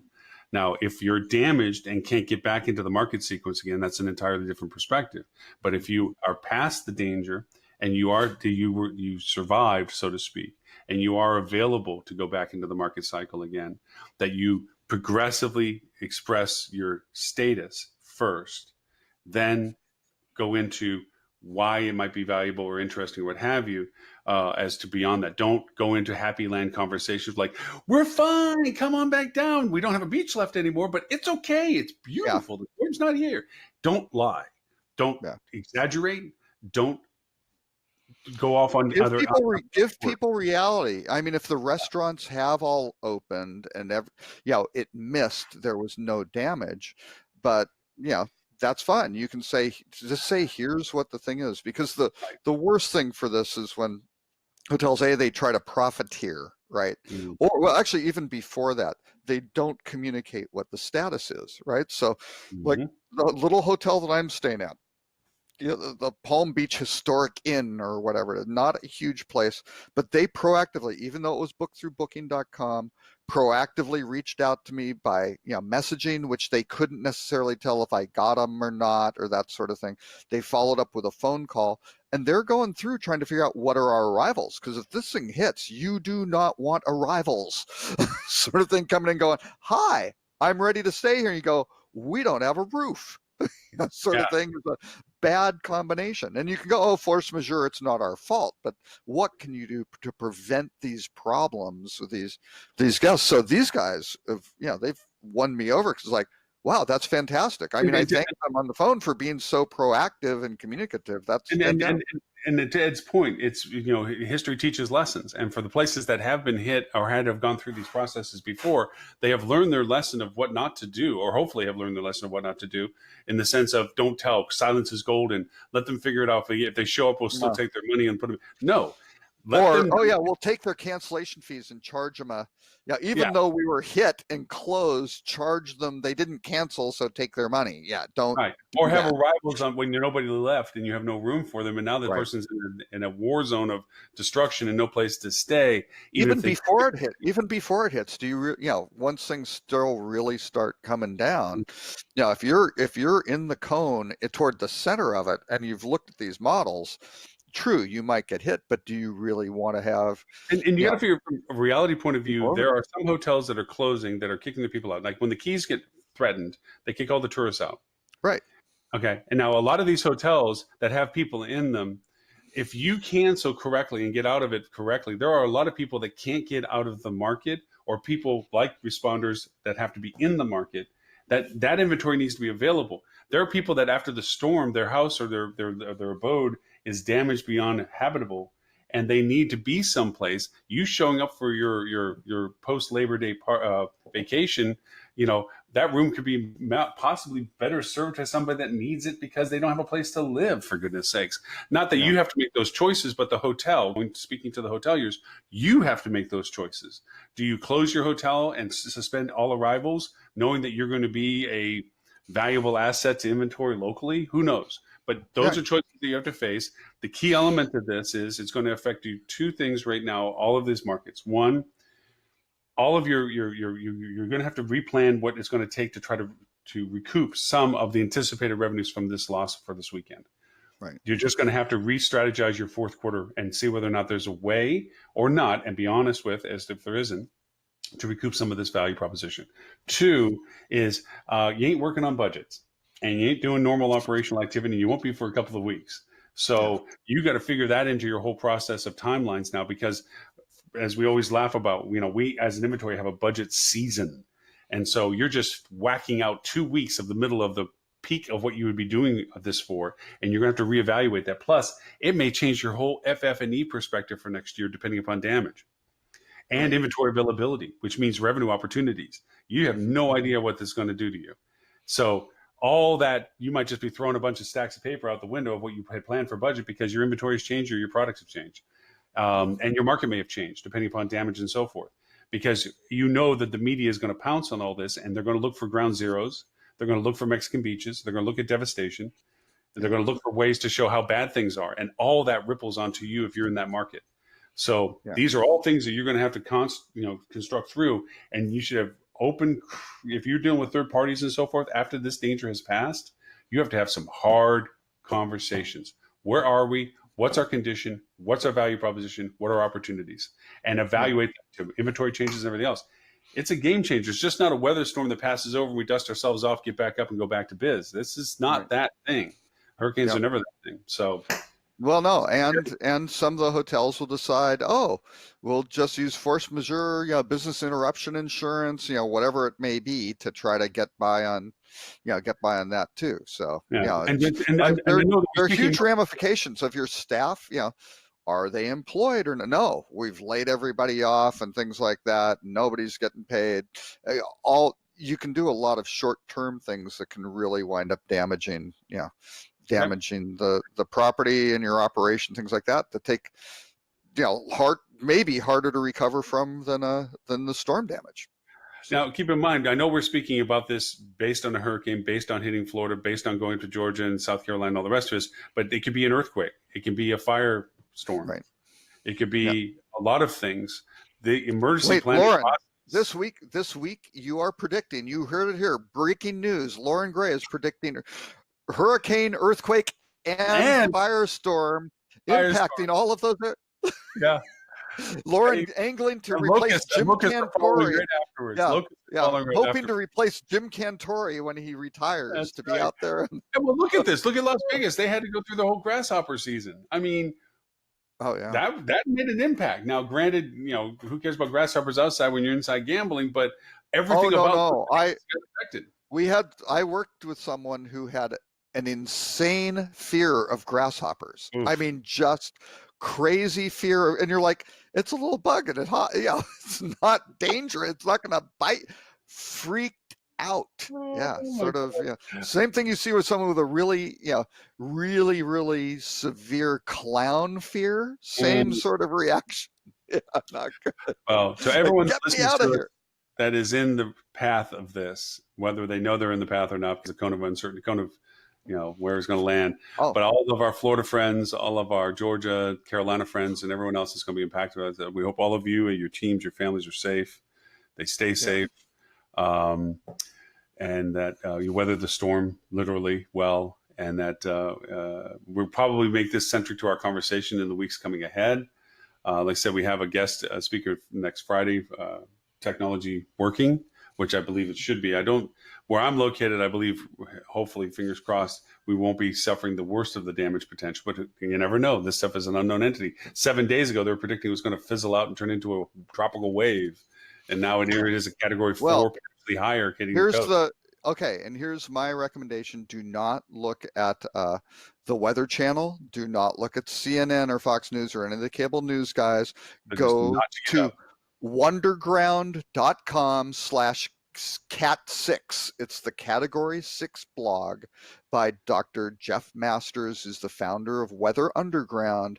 It is the best source for tropical storm information. Mike Schmapp is also good. Mike's Maps is good too. Yeah, that's true. Mike's Maps is good, but this one I think they publish twice a day, and it's dead on. No hype, right? all tech. What? It's no right. No hype, Yeah, it's all not tech. a lot of emotion. I mean, they will say this is a dangerous storm. Yeah. Get out and things like that. But it's not hyped like they're, Oh no, and they go through the. I mean, basically they published their thing this morning, and they have the track forecast and everything. And there's a 5% chance it completely misses the U.S. There's a 20% chance it'll miss landfall in Central Florida. Right now, that means there's 75% chance it will. But you start going through all these. To give you a real out to this, when I was running a Hilton in Melbourne, and I think it was Hurricane Jean, or I forget which one it was. Anyway, Jim Cantore was with us, literally, and so we were looking at the TV. because he wasn't going to stay. He's smart enough not to stay on the beach. Right. So we're watching Jim Cantore on the TV, and the wind's blowing him as he's talking, and we look out the window outside. It's like, where's he at? Because it's kind of sunny. And he's at the corner of a building. Yeah. No, but he was between our two buildings, which has a bit of a wind tunnel effect. Yeah. So that he looked like he was in the bad weather kind of thing. And we've seen it with the one guy, that one weatherman who's holding on like it's blowing, and the person's walking by with their dog. This is their job, is to, they do a service by getting us prepared and warned, but they also do us a disservice by getting us unfairly stressed and hyped. No, the best one was the woman in the canoe. And the people walked by in probably ankle deep water. It's like, how is the canoe even floating? Right. All right. Well, we've taken this to its limit. And again, thank you to Jason. So I was off for a little while. You covered one news story. Excellent job, guys. Good. We did Ambridge and IHG. And you didn't do the Rutrow, but that's okay. That's fine. Let's do the quick Rutrow. Go do the Rutrow. The Rutrow was kind of a legitimate Rutrow. It wasn't. We've had some pretty dark ones the last couple of weeks. Yeah. So lightened it up a little bit. This is just a pure business one. Tourism was up. So why is New York City's hotel room revenue slumping? Which I think was a very good question, because they're basically, the New York City, really kind of bucked recent RevPAR trends. So they were up 3.5% versus 2.9% for the U.S. But this year, not really. So New York room revenues for the first half of 2019 fell 3.8%, projected to finish down around 2.1% for the year. It's the worst output by the hotel sector since 2015, according to recent data. So RevPAR for all U.S. hotels is expected to grow 1.6%. They're down 2.1%. So that's a 3.7 point swing. That's a lot of basis points. So, but they're also going to draw a record 67 million visitors this year, right? So that you're like, wait a second, we've got people here. What's going on? So they have an interview with the folks at Vornado with the Crowne Plaza, Times Square, and Hotel Pennsylvania. They're talking about what's going on there. Yeah, I think you know those guys. So. Those guys exceptionally well, and the fun part of it is Hotel Pennsylvania, being a previous client, and so forth. Our other clients we have in Midtown, we don't do the Hensel Hotel Pennsylvania anymore. Our RevPAR has actually been up almost 4.7% over the year. Well, there you go. That's good. Well, especially if the city's down 1.6. Well done. Congratulations. So I'm smiling. That's going. Yeah, that's a shame. Yeah. So, but anyway, they take note of the short-term rental issue, which basically, which I've been saying for years. The problem isn't that everybody wants to stay that instead of a hotel. It's when you get these compression nights when you're really busy. All of a sudden, you can't go, jack your rates to the ceiling. It just doesn't happen, right? Because people have added enough inventory where, dynamically, and that's a big concern. So anyway, they talk about the new Six Senses and a new Lyric property and things like that. And when's it going to improve? I don't know. There's a lot of development still, so we'll have to see. And actually, they did make a very interesting point that with the new defense by Airbnb is they're falling.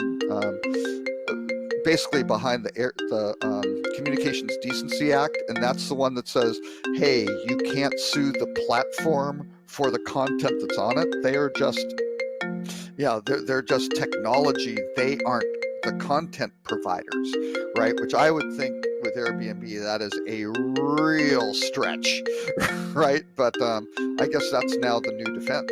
So they can just, again, string things out to the point where people can run these illegal hotels without. Their strongest suit to play on that part is that there are some inventory that's in market that is by law not allowed to be sublet. Right. Oh yeah. By certainly apartment part. rent control places, things like that. Right. Absolutely. Those You ones need to can't be touch closed those. up shop because those You should have not ever be co-ops? allowed to be Yeah. sublet. You have co-ops that people try to do it in, and heaven forbid you've got to fight the co-op board. That never ends well for those people running those apartments. The condo guys, it's a little bit. But here's the thing to That's the beat. Wild West. And this is where we're beating it every day. And if anybody's listening to the show this late into it, then here's your golden nugget for the day. You look at your booking window in market for it, in down to Midtown. We use AirDNA as your base platform for it, and it'll tell you exactly the lead time for that market for it. And you know if it's going to be a compression time based on event cycles. You have historicals for that, so you already know that too. Look at your high resistance of rules and regulations for cancellations. They always go up during peak demand times because Airbnb inventory people want to lock in the fact it's going to cost somebody to step out if they find something better. Now, this usually happens 47, 98, 81 days ahead of time, whatever it is. You go and you offer a great, acceptable rate that you know is going to be solid for that time of year for you, pre-purchased and locked in, and also one that is more expensive, but one that can get out of with the best rate guarantee to it. Okay? Best rate guarantee to it, because you know you're only going to go up from it anyway. At the time that people are first looking at Airbnb. So that when the compression comes in and the inventory comes into market with the dynamic inventory, elasticity of demand inventory, okay, it's going to come in high rated with high restrictions onto it as for lack of cancellation. You already have bought your market share before that ever happened. Right. And it doesn't affect you. You're good. So Hotel Pennsylvania, do the same thing we were doing for you before. Do that. there you go. You know? Oh, anyways. Yeah. So an interesting thing, though, actually just to tail on, because they had another, some Calibri stats on about loyalty contribution continues to rise across the U.S. hotel bookings. I kind of wanted to tee up that one and then do the Rutrow because they're kind of in conflict again. Yeah. So this basically we should touch it back. We're going to talk about revenue management next week anyway, so maybe we can bring back some of the ones that we didn't get. No, we have no inventory carryover of these news items. The news continues, Lauren. Maybe we'll just bring up the topic. Actually, it was interesting though. They said that occupancy declines of for the first 6 months of the year, occupancy declines of 1.9% year over year, right? And I'm kind of looking at that going, wait a second, that doesn't jibe with the stats that I see year over year, because if I'm looking at occupancy percentage, hang on. Wait, are you saying you disagree with Cindy SD Screen? I don't know. My numbers are you contesting? I show year to date as the U.S. hotel industry. Now mine isn't exact because I'm doing weekly numbers and I don't have it weighted for supply growth and things like that. But I have it down 0.1%. Right? That's a big swing to 1.9%. That's a 1.8% difference. That's a lot. And then only modest ADR growth. The ADR growth is 0.3% ADR growth, right? Technically 2%, so, right? 1.9 and plus 0.1. Yeah, pretty close. Yeah. So, but then ADR growth, they said was 0.3%, and I'm showing 1.3% growth, right? So you kind of look at it and go, the portfolio of hotels, which are the major brands, appear to be grossly underperforming on a RevPAR basis, at least in terms of year-over-year growth, versus the market as a whole. I don't know, but that's certainly not good. And then the really interesting one, as I said, and the headline was loyalty contribution continues to rise across U.S. hotel bookings. It was, okay, room nights booked by loyalty members increased 4.4% year over year. So that's definitely larger than the occupancy, things like that's fine. to 53.9%. Again, these are major hotel brands, right? I believe. But the interesting thing is that they said, when looking at bookings by source of business, brand.com and OTA bookings continued their dueling track meet, each with 6.6% year-to-date growth overall. So the question is, brand.com versus the OTA. I think brand.com's normally smaller than the OTA, right? Generally speaking. Right? So that means 6.6% growth. The OTAs in real room nights are growing faster than the brand.com. And there's a gap between this brand.com growth of 6.6% and room nights booked by brand loyalty members of only 4.4. So it's like, are you not onboarding these guys? Are they not? I don't know. All these numbers don't give me a lot of comfort that the major brands are doing that great. And then again, the assessment is, while it's encouraging to see guest paid ADR hold steady, again, it's flat versus the industry going up 1.8, or even show modest growth in some chain scales. There's some concern or trepidation of RevPAR figures based on declining occupancy and very modest ADR growth in most markets. Well, yeah, there certainly should be. That's bad, especially when the rest of the industry is not exhibiting that. So I don't know. It's crazy. But anyway, yeah, so there's some interesting dynamics. The major New York is having issues. The major hotel groups appear to be having issues, and we'll see. I mean, I'm just worried the next, whatever triggers a downturn, whatever that catalyst is, and plus this hurricane certainly isn't going to help the overall industry whatsoever at all by wiping out the weekend. So. I think it's going to turn into one of Veronica's from Smith Travel Research Star that she showed what happened when Hurricane Henry hit Texas. The ripple effect of the progression. She had this wonderful visual graphic of how other markets blew up from this and the depression of it, and how they went to other places and so forth. So I think this won't happen, right? I mean, there may be devastation with aid workers and things like that, but the problem is this was a peak weekend, right? And that stuff is just down, gone, not coming back, right? And so, that's a huge hole to fill versus, again, as Ed was saying, the aid workers or whatever hitting, surrounding community. And certainly those aid workers at the breakers, let's say, heaven forbid, it hit West Palm and the breakers, those aid workers are not going to be paying $400 a night, sort of thing. So, and those aren't the hotels that usually get first pull on what the come and stuff like that anyway. Yeah, exactly. So. And they're not going to allocate. They tend to be the ones, depending upon their damage, of course, that don't allocate to those. Yeah, right.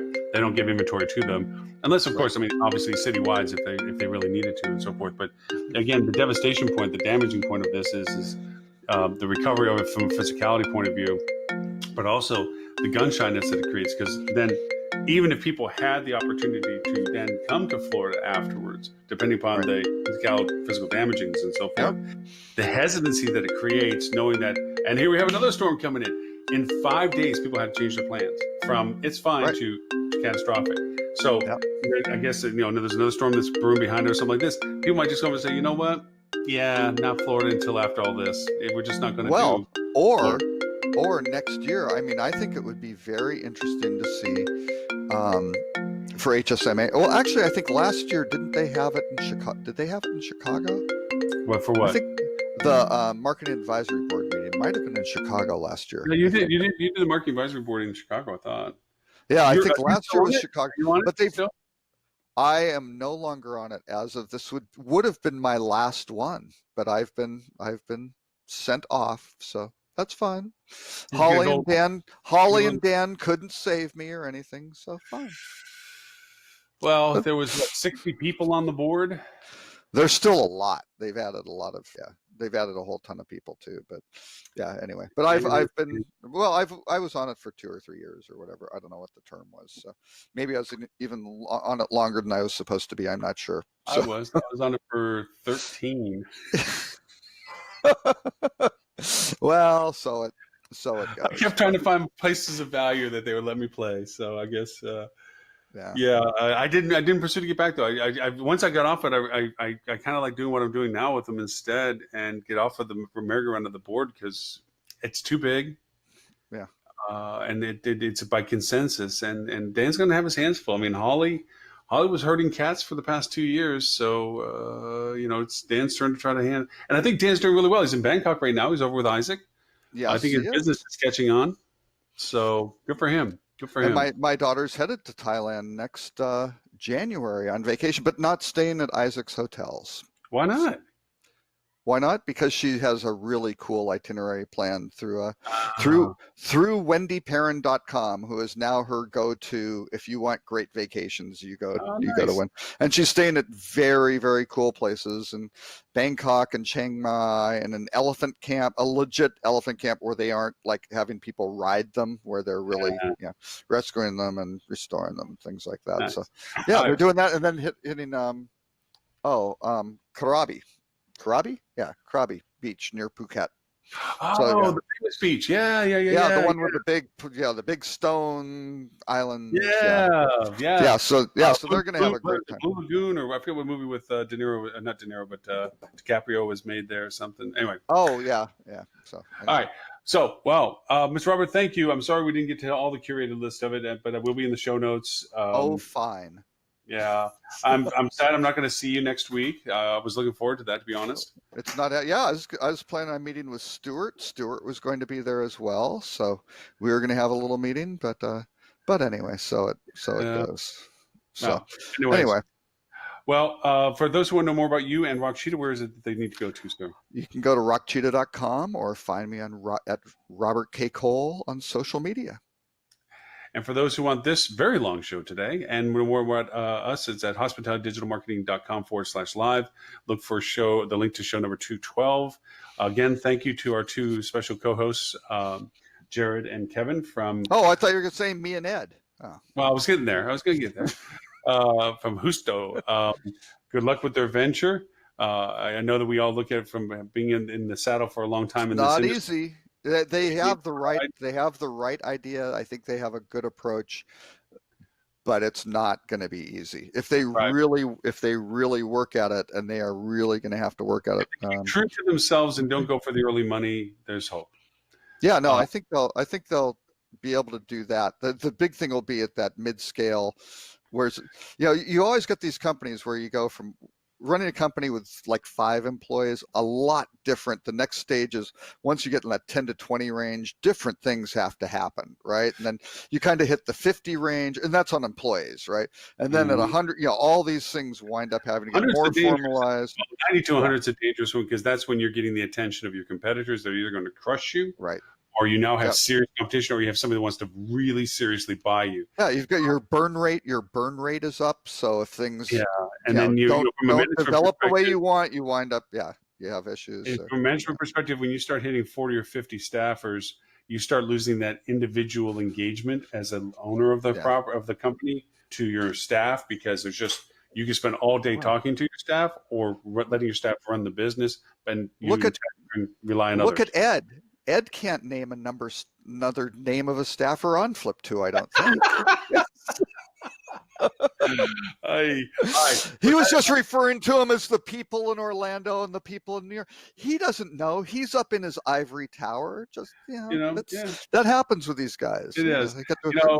And Stuart, I mean, I don't think he even knows the name of his staffers. I mean, Stuart doesn't know his own name. Little known fact. There it is. You call Stuart.